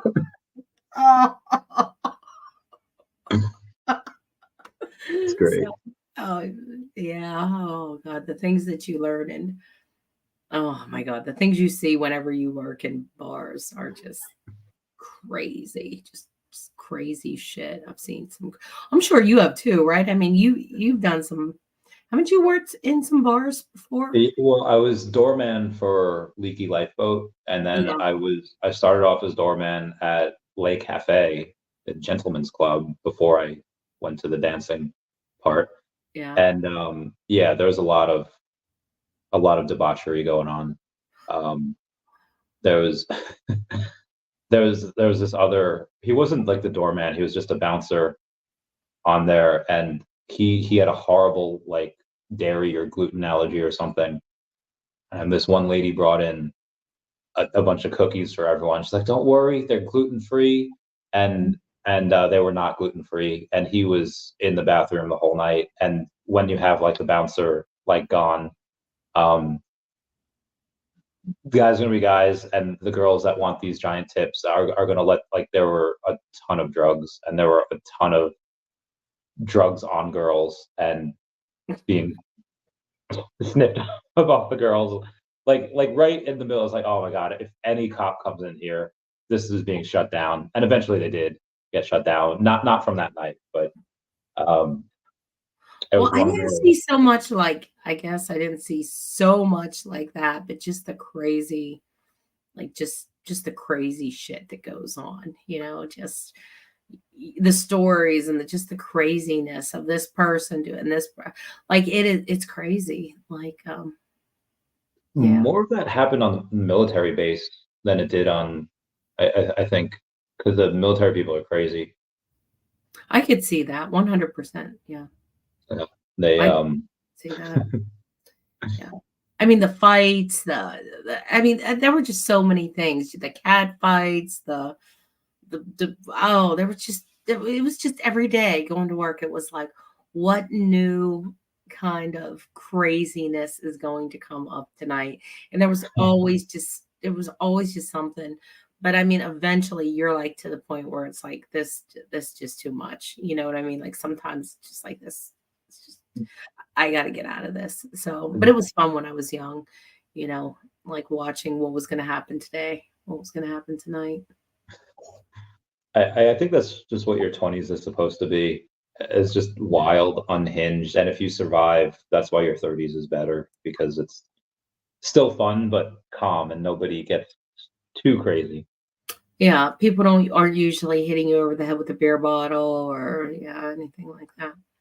I know, crazy time. So we didn't go over it last night. I had my friend Justin on, who was in the Air Force for 24 years. He just retired. Yeah, And he was what's called the first shirt. And the first shirt, people are supposed to come to you like with their problems. You're like not HR, or maybe HR, but you're like, hey, I fucked up, or I have this fucked up situation. Can you help? So they have to deal with a lot of stuff. okay. And and sometimes he would like have to deal and help with like real problems. And sometimes it would be like, hey, what's going on, Sergeant? Like, oh, well, this airman of mine is like having a breakdown because like their mom has cancer and they can't afford like the trip home and they're like out of leave. And it's like, okay, well, we can get them some emergency leave, and like how much do they need? Like, can we space A them? Can we get them home like on a military flight? Right. And then it turns out that they went AWOL because they just wanted to get out of the military, and they got home and then they just didn't come back. Women lying. Well, no, they weren't lying. Well, some of them did, but women that would purposely get pregnant so they could have an abortion, so they didn't have to take a PT test. And so they weren't lying. They did all that, but they did it so they didn't have to take a PT test, and it happened like every year. And it was like, oh my god, yeah. So you don't have to take a physical fitness test if you get an abortion? If you're if you're pregnant, and Oh, then I guess get an abortion after. Um, so yeah, it's well, that's also women I know that have gotten that they were pregnant for like 4 straight years, so they didn't have to take a PT test. Like they would just bang out one after the other. Um, is a PT test that bad?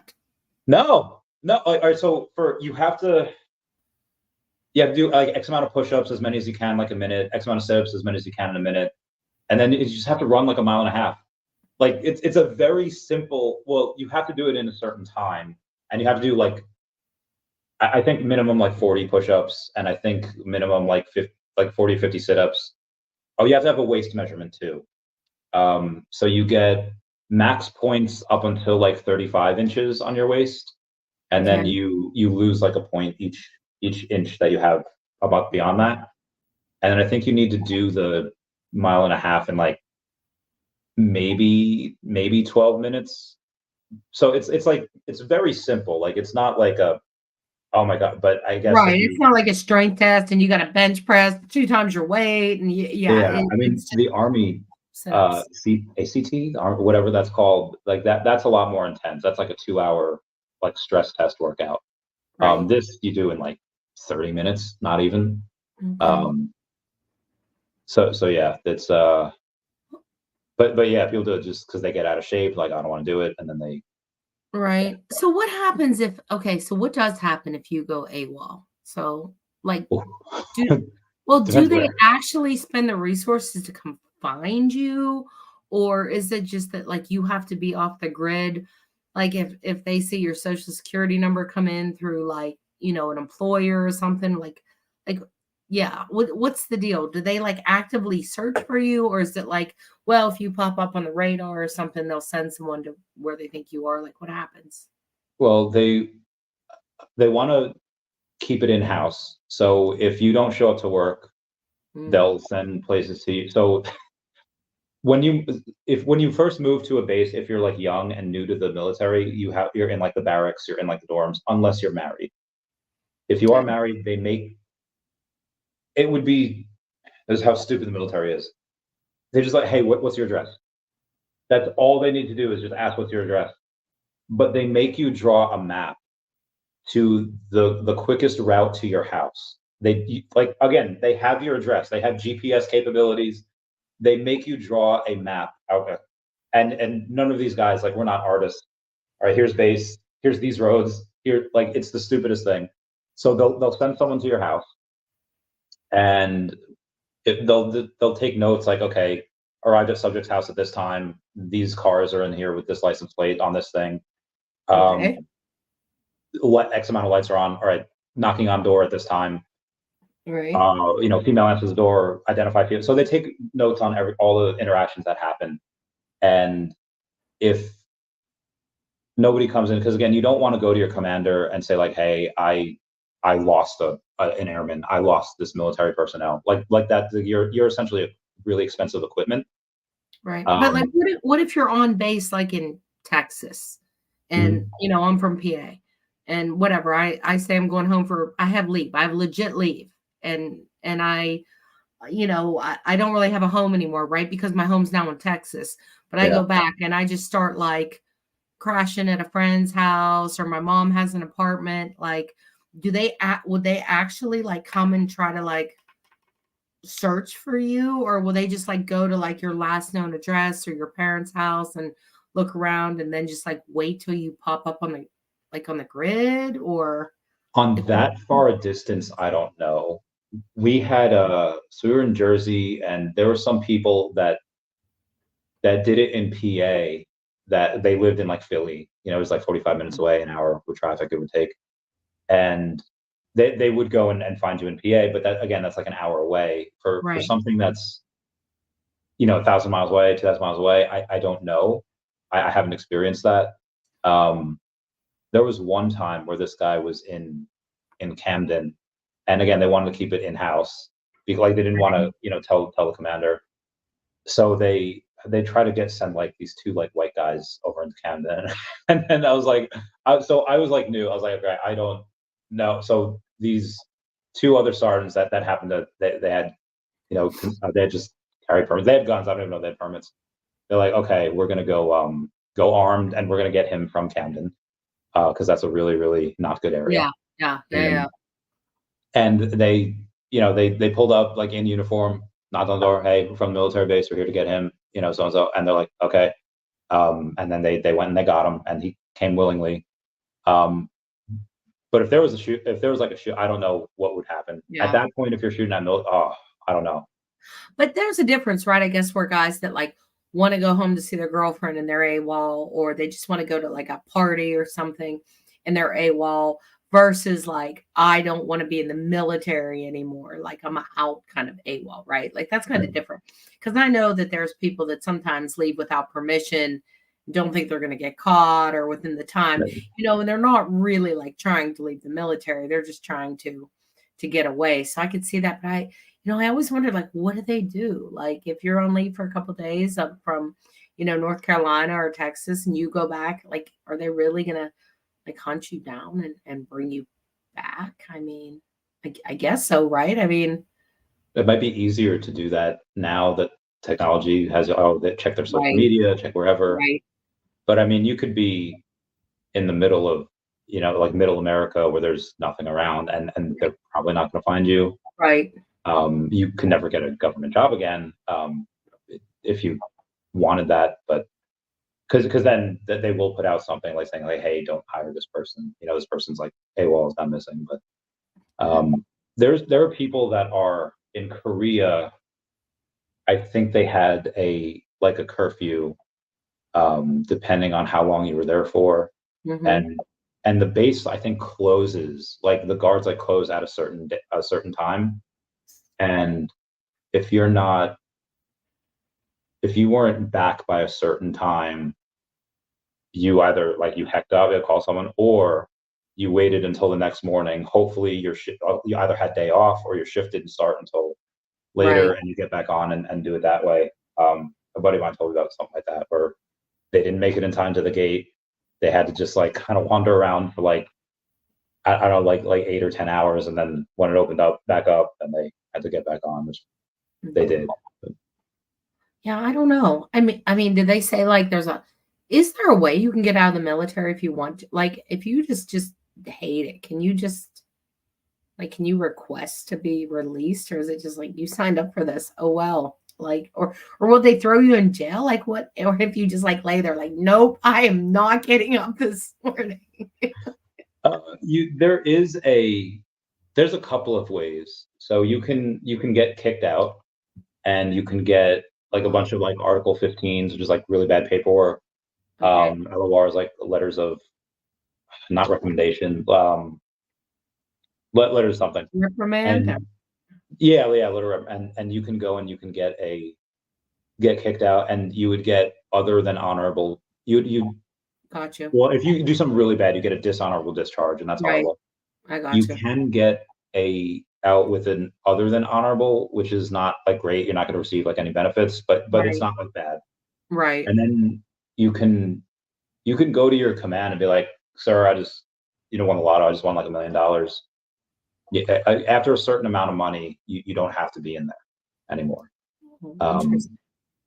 I don't know what that is, and that's likely going to be different depending on which base you're at, or or what branch you're in. So that would be, those are the only 3 ways that you can kind of get out early, unless you medically retire. You can go on deployment, get hecked up, and they'll keep you in while they patch you up and stuff, but then they might medically retire you, and then you just out. Yeah. Okay. So you had your cousin on yesterday, and you guys were just shooting the shit about military. Not my cousin, my friend Justin. Your friend Justin. Yeah. VeVe military. It was mostly just military. He is going to send me a couple grand. I'll just buy only for him because he's not not technologically learned enough with exchanges and stuff. Right. So I'll just get that for him. But there was really no VeVe talk. And then so after 2.5 hours, our other friend came on, who we had also served with back in the day, and then we started to get a little drunk towards the end, and it just broke down to debauchery. first like couple hours I think are good. Yeah. Talking about like war and torture and just Right. where the Air Force is going. But then it just broke down into three bros just drinking and hanging out. War, torture, just normal run of the mill stuff. Well, I mean, there's not too many people that I could probably interview that would have actual. Oh, hey, this operation had this, and it, goes in with that. Yeah. Not that I'm itching to talk about like torture all the time, but like at all. But I don't know when it just came in at the news with sure about the bombing in that Russian musical theater, and it was like these four, that was crazy. and then Russia just tortured the F out of them. I didn't know that they did that. I know that they were claiming, ISIS claimed responsibility for it, right? And then it seemed like Russia was trying to say no, it was Ukraine, even though ISIS was claiming it. So I don't know. What was the end result? I don't know how much of the information they got was verified. I think only a very small amount, but they took enhanced interrogation to like a whole other level. Like it was one guy got his like balls tasered, one guy got his leg shot, one guy they stabbed multiple times. They auctioned off the knife, which was wild. One guy they beat into a coma. And they whatever information they got, I don't know how much of that was verified and how much of that was Right. I'm being tortured. Let me spit out the quickest lie so the torture stops. Right. I think the things that were verified were they were contacted on Telegram via ISIS. So I guess they were like an offshoot of ISIS.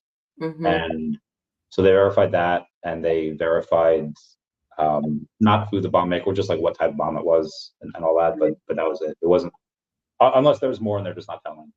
Yeah, I think if you're going to do that, you better be ready to, end it. And you know what I mean? Like, yeah, because if you get caught like by the Russians, and I'm not saying that Americans would necessarily be any better in Guantanamo or Afghanistan or whatever, because you know how it, but I would not want to be caught by the Russians. They in I think it was World War II. One of the Germans, they knew they were going to get caught. They knew they were going to be hacked. And it's like, okay, well, Russians are like a couple miles this way. Yeah. And Americans are like 20 miles this way. Yeah, I know. Yep. They would run so they could surrender to the Americans. Run to the Americans. I remember hearing about that they started actually moving way closer to the Americans because they wanted to ensure that they got caught by the Americans, not the Russians. Yeah, I would not. Yeah, Russia, they're freaking hardcore. And yeah, I mean, Russia's still better though. I would still rather be caught by the Russians than the North Koreans. So, yeah. North Korea is just crazy. I always watch that. I don't know if you see her on TikTok, the lady that escaped. I love watching her stories because she's like, it's crazy. Like they don't even have words for empathy.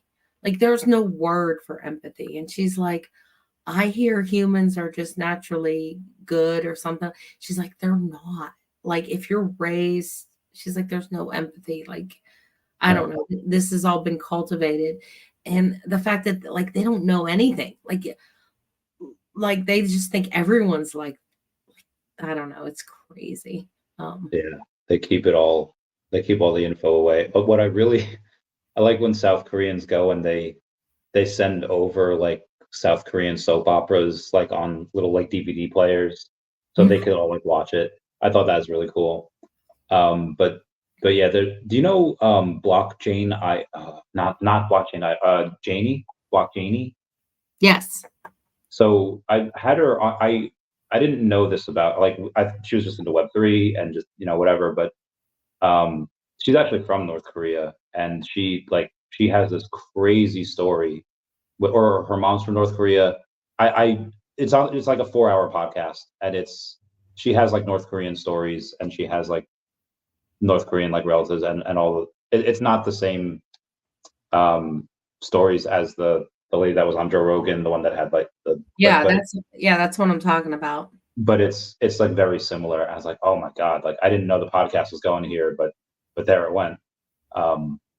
Yeah, it's like a 4-hour thing. You gotta watch that. Well, it's crazy. Like she said, like they killed all the dogs because they didn't like the way that they were getting emotional towards animals and like showing affection, like not to the leader. And if you don't have his picture, you know, Kim's picture like has to be like, if they find dust on it, they'll kill you and your family and all your. I'm like, what?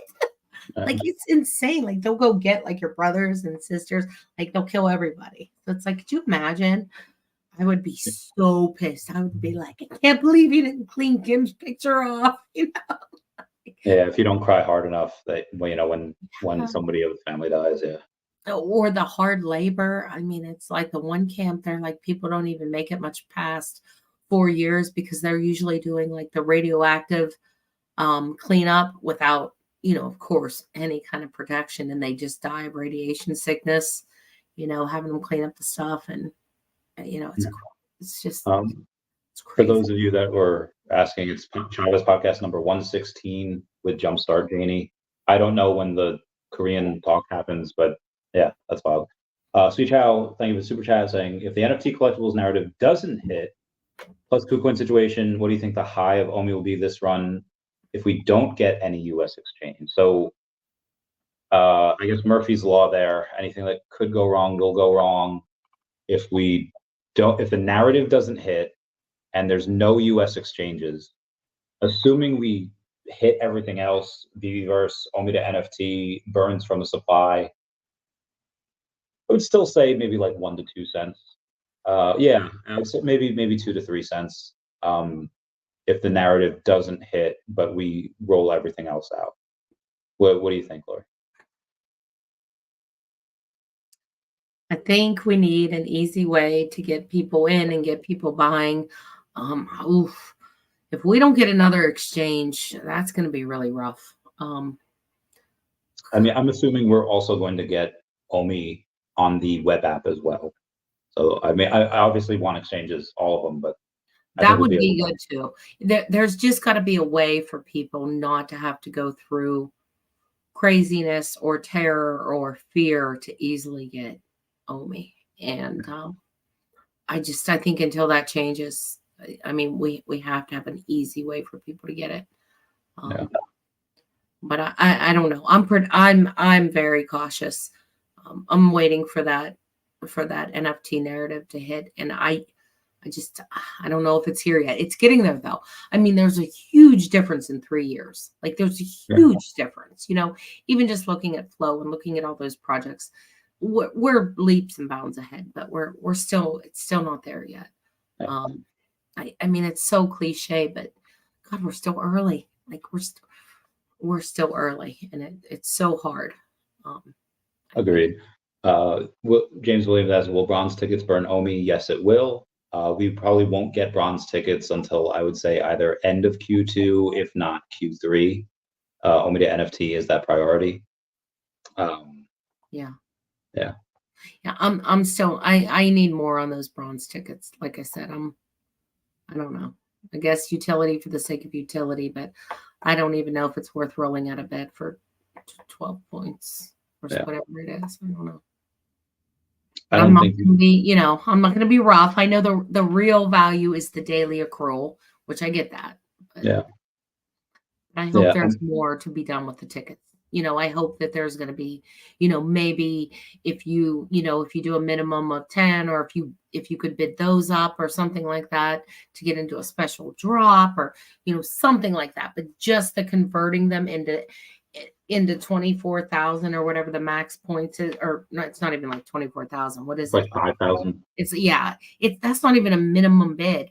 That's not exciting unless it's just for the utility. So I think when people, why they'll do that is they'll do it just to become a master collector for one day, just so they can get a drop. Because there's going to be drops like that. Thinking that, do you really think that you're going to be able to just have a bunch of points and I mean, can you even do that now?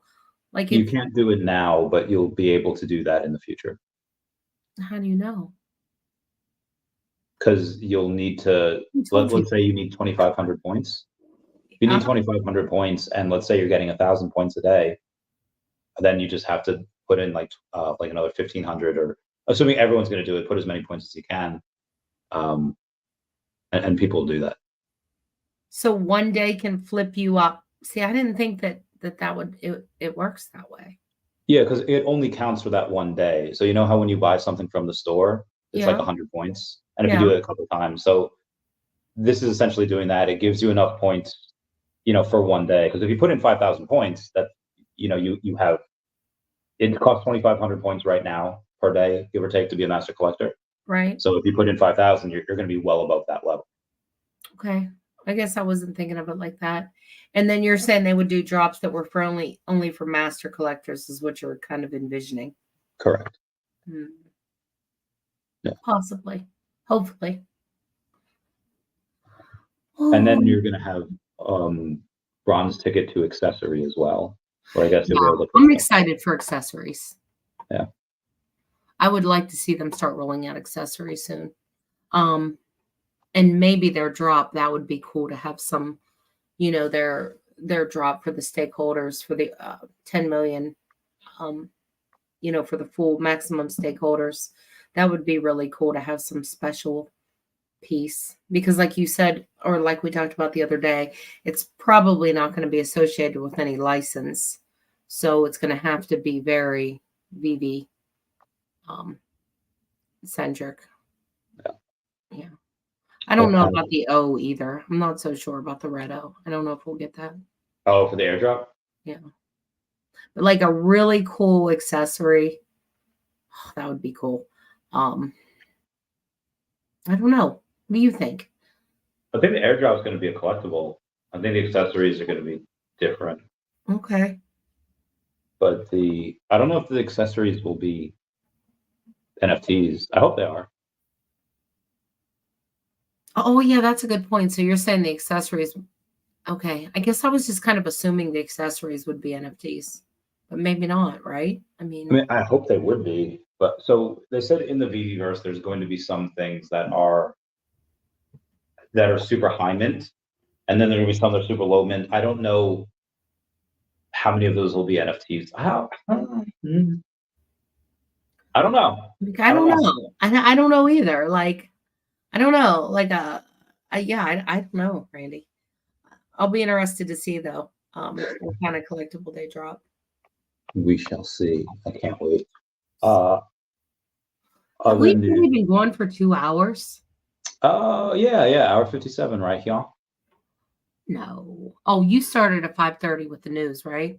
Yeah. Okay. All right. Oh, got hiccups. So what else? Anything else worth? Well, Hong Kong's largest bank, HSBC, just announced the launch of a gold tokenized product for retail services, for retail investors. They claim to be the first bank to create a blockchain based on real-world asset for the retail market for gold, a gold tokenized product. So, do you have any precious metals, gold and silver? Bill Gardner was talking before about selling some gold and silver to get some more gold and silver, like a VeVe logo. But interesting. What are your thoughts I have on some? Yes, I have some. I've been watching it. Gold was up to 2,200. So the price, for some reason, gold has been on the rise lately. I like holding some. I don't know if it's just that mentality, like just in case, I'll be able to snip a piece of gold off and pay for my bread in the event of apocalypse. I don't know. But I mean, gold and silver really have not been much of an investment at all. Like, I think I've watched silver. I mean, it was $15 there for the longest time. I'm looking at it right now, what it is today. Was it 22, 24? 22.11 for gold, 24.70 for silver. Nice. $24.70. Yeah, so it was gone up a bit. So that's the most I've seen it in a long time. I don't know. I mean, it's funny because people are talking about like Bitcoin being the new gold, being the gold standard of crypto. So I don't know if it's just like I don't know if it's just bringing gold back up, because gold continues to be mined, right? That's part of the reason it stays, somewhat stable, et cetera, because there's more that's coming in. Every year it continues to be mined. There's still supply there. which is unlike, the Bitcoin mining. So I don't know. Yeah, there's a fun. I mean, that's also, just on Earth. They're going to have a field day when they are able to send satellites up to meteors to mine them for precious metals as well. That's an interesting thought, because that makes sense. There are a lot of precious metals out there, but no, I mean, I keep a little bit, nothing real crazy. You know what I mean? Like I have some silver, I have some gold, but most of it's just like my grandfather. He was real big into, our family was real big into coins. A lot of times for kids, like you get them something fun and then a coin, because it was kind of like a way to always, so I have a lot of silver. And then for a while there, like we would whatever with money, and sometimes he would just give me, things of silver, like here, here, don't sell that. So some of that old like investor mentality, but it's kind of in, still in there, but I don't really think it's a good investment. Well, I mean, that's a bad place to put your money. It just makes me feel a little better knowing I have have like 10 grand or whatever in gold and silver. Like it's like just a nice little, it's not a lot. I don't know. Yeah. Like I said, it's dumb. I think whenever I got the silver, like 20 years ago, it was like $15 an ounce, and now it's $25 an ounce. So that's horrible, right? Like that's horrible. That's so horrible. And it's probably only going to be like $30 in 10 years, but like I said, if the depression comes, I'm going to be able to take my snipper and I'm going to give you a piece of my silver for your bread, Randy. I will. I have worked too hard to get to this level of comfort where I am right now. I will not be joining y'all in the apocalypse. I will opt out. I'm not doing it. I'm with you. I'm 100% with you. I remember when me and my stepfather, like, we would get into these deep conversations, and he was always this type that was like, you yuppies are so soft, like I could skin a deer and shoot a buck and it, like all this shit. And I'm like, congratulations, you're successful. If the whole world's on fire and it's shit, you're winning. Great. Good for you. While you're, figuring out how to boil your piss so you could drink it. Congrats. You win. To me, it's like you gotta opt out, because you and everyone else is going to be trying to get that deer or get that squirrel. Like if it really gets down to that point, it's like I'm with you. I'm with you. Just have enough bullets. Like just make. I mean that sounds terribly grim, but yeah. I mean, if it's something like a solar flare where we're all hecked for 6 months and there's going to be a light at the end of the tunnel, sure, that's fine. But if it's like I don't know, like what's that? Like Yellowstone, like explodes, and and the whole earth is going to cool down and nothing's going to grow, and what are you going to do with that? Like it would be terribly hard, though. I mean, that's rough. That is so rough. But I'm with you. I don't think I want to sit there and really duke it out and with everybody and fighting for sources of water and food. I'm with you on that. Like especially with a blackout, when the end, like you're only going to be able to survive for so long. Like why keep going? But I don't know. I don't know. Maybe we'll think differently when we're, if we're ever in that position. It would be such a troll if as soon as like OMI hits, I don't know, like 10 cents or whatever, cash out like deca millionaires, and then suddenly, nope, aliens come in and humans are slaves. It's like, isn't it ironic, right? It's like, how's the line go? It's like winning the lottery and die the next day. It's like, I love that song though. Ironic. Yeah. Alanis Morissette, yeah, yeah, that is a good song. Yeah, I don't know. I hope that doesn't happen. But if that happens, then you might be getting into that category where you can afford like luxury underground tunneling. You know how like in the movies there's always like the bus that saves like the intellectuals and some, the artists and the musicians, and they put them in the underground bunker.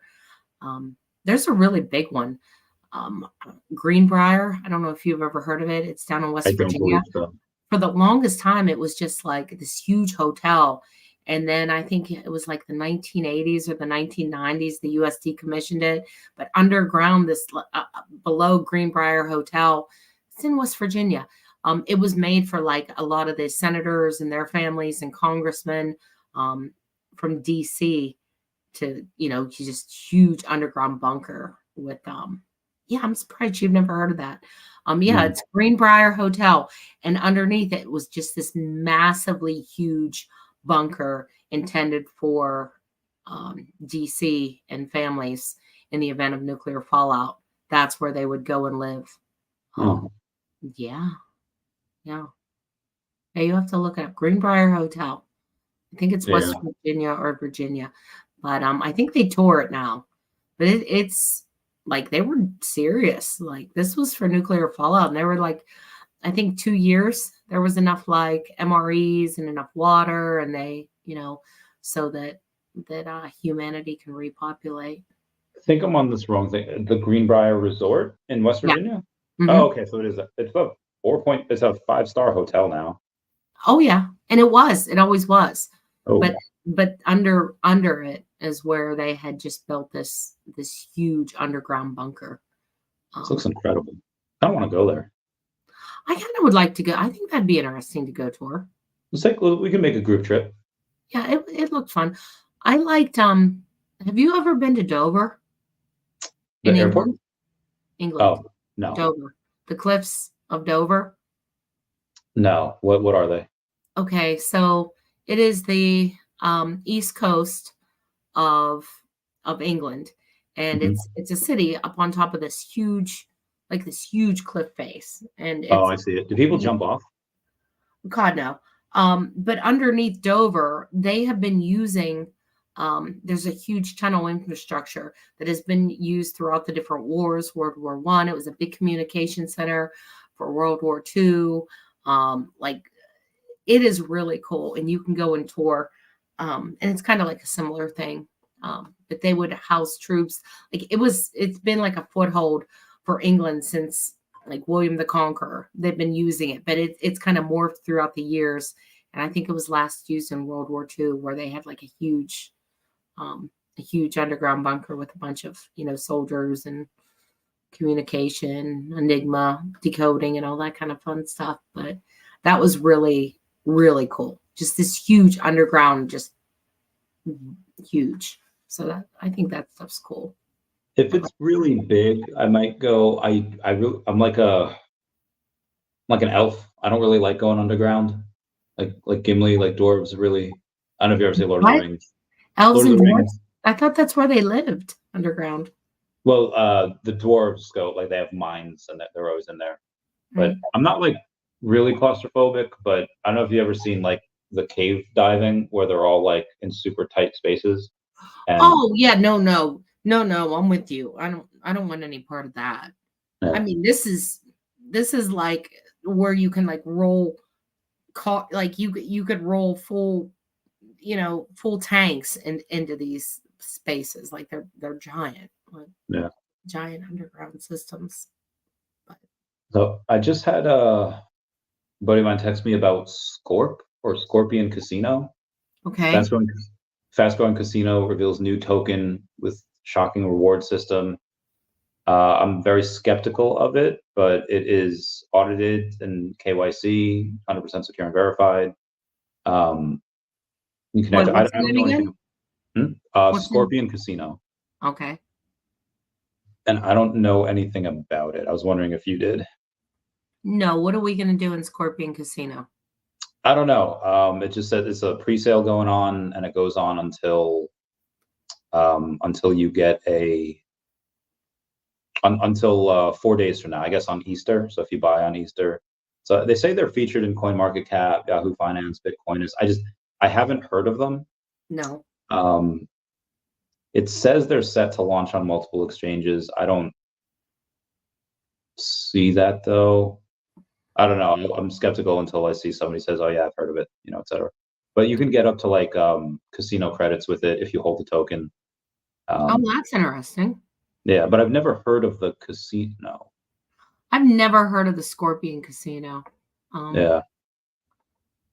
I don't know. I'm constantly getting things though, like in the mail, like, put in 100 and we'll match it. Like from a lot of Vegas hotels. Like I have a couple from like Golden Nugget and there's a few other ones, but that's getting very popular. I don't know. I like my gambling out of the house though. I feel like I would become a total degenerate if I started gambling online. Yeah. I'm trying to think where this person heard it from. I just Googled it. The Scorpion Casino is your one-stop online gambling token. At Scorpion Casino. Yeah, I don't know. I think a lot of places are trying to get their hands in the digital. Yeah, I guess any place where you have to connect your wallet, I'm always a little skeptical. Yeah, I don't know. I don't gamble online. I bet online, but I don't like play the games or anything online. I don't know. I like my gambling in person. I have an addictive personality to do that. Oh God, me too. When I worked in Detroit, it was right across from the casino, and it was so hard. Like, it was literally like Detroit Edison building, and then it was like literally like a block over, and the casino was there, and it was so hard. Like on a Friday, even lunch, you could go over there, and it was like I have to know, because I know myself. Like I like to gamble. But I also like to play too. So like I could take money and just sit there and play for hours and kind of be even or be down a little bit or be up a little bit and be totally happy, But like if I would go in and let's just say I would go in and win like whatever, $2,000 on my first hand, the smart thing to do would be say, I'm out and leave the casino. But if I was going to play, I would want to sit there and play cards. Like I wouldn't want to leave, Yeah. So I like the gambling. I like the game too, not just the gamble. Oh yeah, I love the games also. Yeah. That's why I really like poker, because it's always a different hand. It's always a different. Yeah. It's always a different time, and especially when you get really lucky, where you could be like, 1 or 2 in the morning, you're playing with this person that's a little drunk. He keeps going to the ATM, and you're just like, yeah. Yeah. Yeah, you see those people. I see those people a lot with slot machines. Slots, and I'm glad I don't like slot machines. People just one more, just another 100. I know it's going to pay this time. I know, I see people get really intense with slot machines. I'm glad I'm not a slot player, but I'm a blackjack. I love blackjack. And Williams finally got me convinced to, like, when a table is really just not treating you well, get up. Yeah. Like, because I don't, you know what I mean? Like, I'll just sit there. It's going to turn. It's going to turn. And as soon as it starts to turn off, it's like, just get up, walk away, just shake it off. And I've been doing that a lot more lately. Yeah. And it helps. Like, it helps. So my thing is, go to a table where there's a lot of noise and the people are happy, even if they're just drunk. And losing, a happy table is kind of like my key. Like if I can do a happy table. I love the vibes when, it could be blackjack, it could be let it ride. It doesn't matter. Like as long as people keep winning or the dealer keeps busting, whatever, it's exciting. Yeah, it's funny how quickly people become bonded, and you know what I mean? Like it's really ironic how close people become by sitting there just playing some blackjack together. You know what I mean? Or playing whatever. Like, what do you guys think? Should I hit it? Or there's times like I like the first seat because I like to be in control, or like the end seat because I like to be in control. Yeah. So you know how there are certain times when there are certain cards where the book says pick them. You know what I mean? Like, or do you want to hit, like, if you have a 4 against a 2 or something, like you can go either way. If the dealer has a 2, sometimes, you can go either way with the book. But if you have, like, the dealer's showing a 6 and you have a 2, you should stay. So I kind of like to have, or at least feel like I have control of the game. But it's funny, like, you get to some of those pick'ems and you're like, what do you guys want me to do? Because, you just kind of start to feel accountable for the rest of the table. Like, and even if you lose, but the whole table wins because you didn't take the bus card or something, it's kind of like a nice camaraderie. So I like playing cards. I like that But as well. yeah, I could go every day. I really think I could go to the casino every day. My mom just mentioned bingo, and I'm like, oh my God, I'm gonna be like one of those old bingo ladies. But I like bingo. Like, I like that's bingo gambling too. Like, I want to go bingo. Like, Yeah, we like should do that one night. I totally want to go bingo. Like, I want my blotter and my troll doll. I don't have a troll doll. Your lucky troll doll. But it's like, I want to go bingo.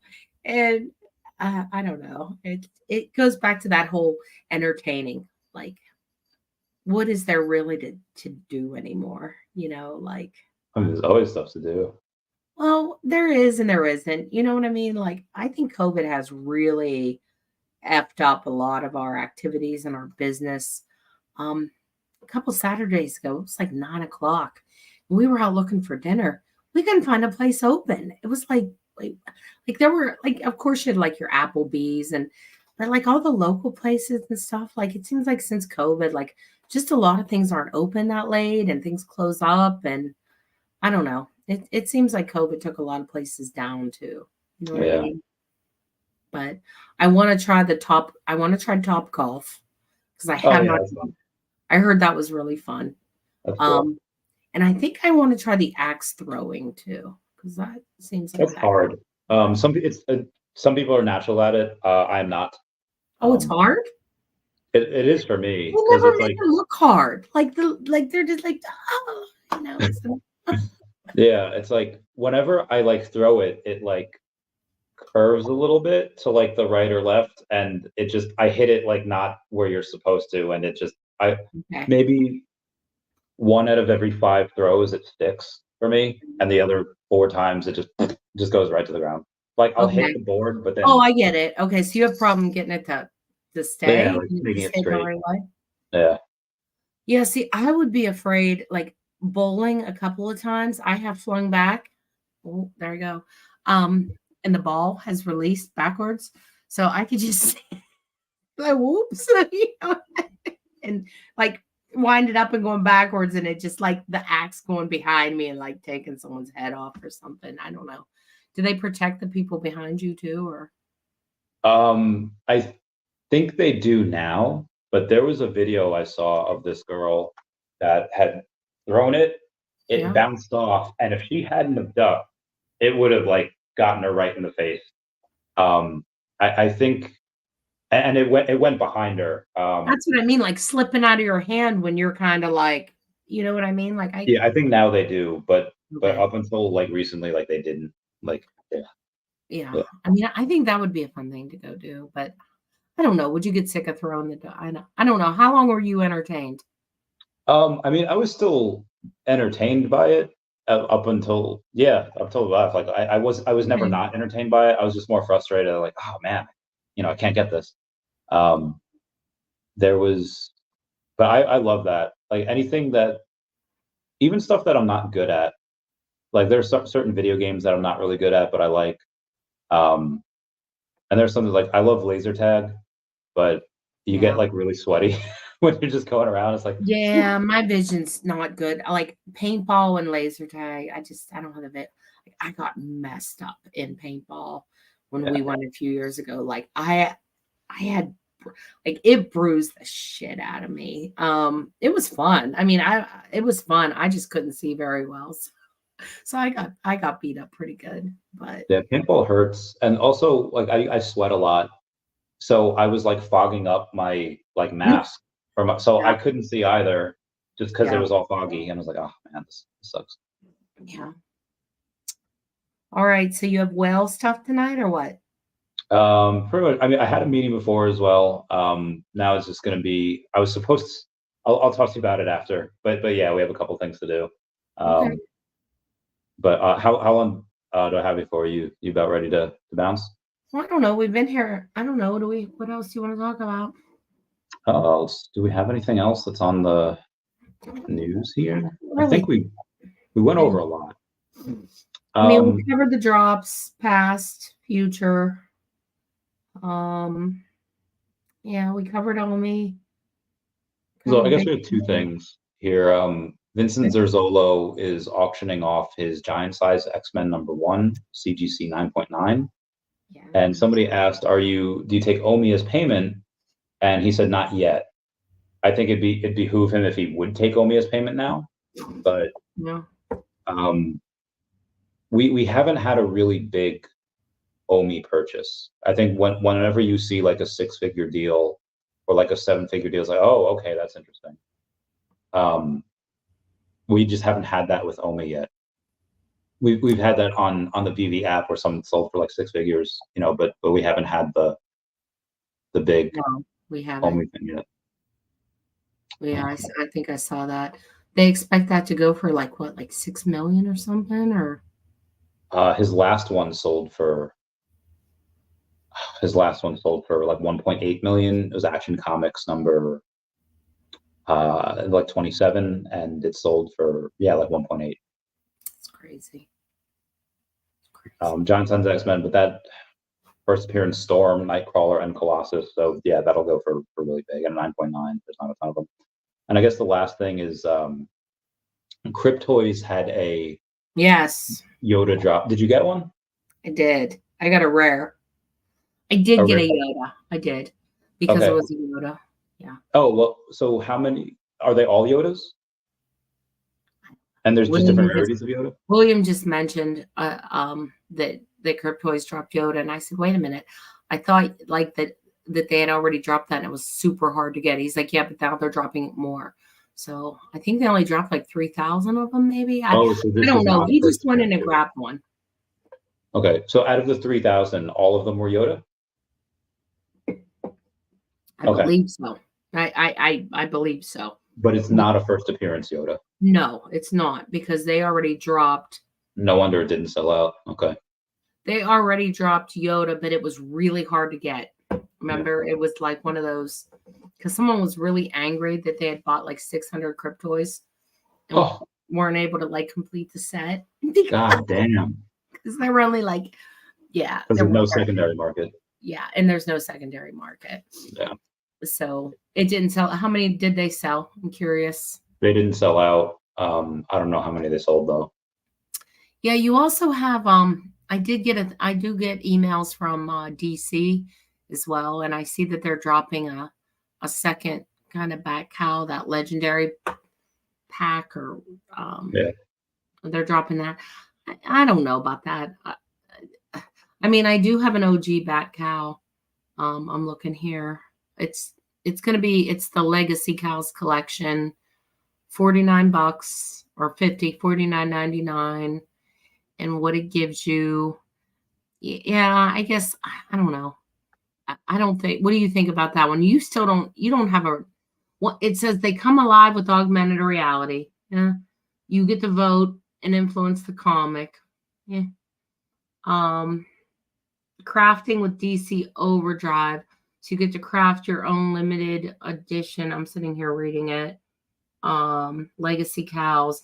And then prizes and secrets, or puzzles and secrets, which I'm not going to do voting, puzzles and secrets, and AR. So yeah, I don't think I'm going to go for this one.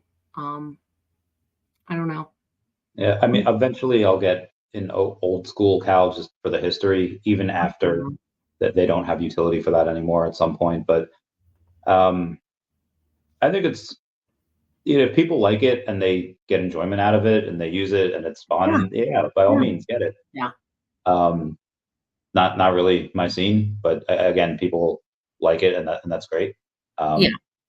if it's fandom, I mean, this is really one of those fandom things that people really enjoy and seem to like, but I'm not that.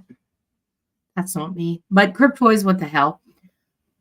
Yeah, and Grab the the Yoda. crypto is when they get their secondary market, people will be able to get some of their money back as well when they sell stuff in the secondary. Yeah, I'll be curious when that's going to happen. I don't know. I wish Mona would have asked Will when they were going to get their secondary. I think when I asked him like 7-8 months ago, he was, sooning it. #soon. So Hopefully 2024 they get it. I don't know if they can actually survive without it by the end of 20. Oh, they might, depending on how much, because they are still getting revenue. Like today's drop, like got them something. Like it probably got them 20, 30K maybe, which is nice. Yeah, but that just seems like, how are some of these companies doing it? I mean, that does make you realize how fortunate VeVe really is. I mean, the Stormtrooper drop, would they get 150K? Yeah. Today's drop 35K. Well, that was just for Vader. They got 33, not including the 3 comics that dropped or the multiple comics that dropped. Oh yeah, I'm not even. Yeah, that's a good point. With no Apple fees. Yeah. With no 30% on that, so that's even better. Yeah, I mean, they're consistently very lucky. I don't know. I still haven't found a project that's doing or the type of numbers. So this is why I can't really get excited about other companies, because no one's doing anything close to what VeVe is as far as profit. I don't think anyone else is even profitable right now. Well, yeah, that's the thing. Like, yeah, I don't know how they're making it. Like, a lot of the DC drops, the comics aren't selling out. I don't even know how much they're really even selling. I know a lot of people aren't going for them unless they're like really key, or maybe if they're huge spec comics. But yeah. Where'd you go? Oh, I'm right here. I just I went to turn on the light because it was getting a little dark.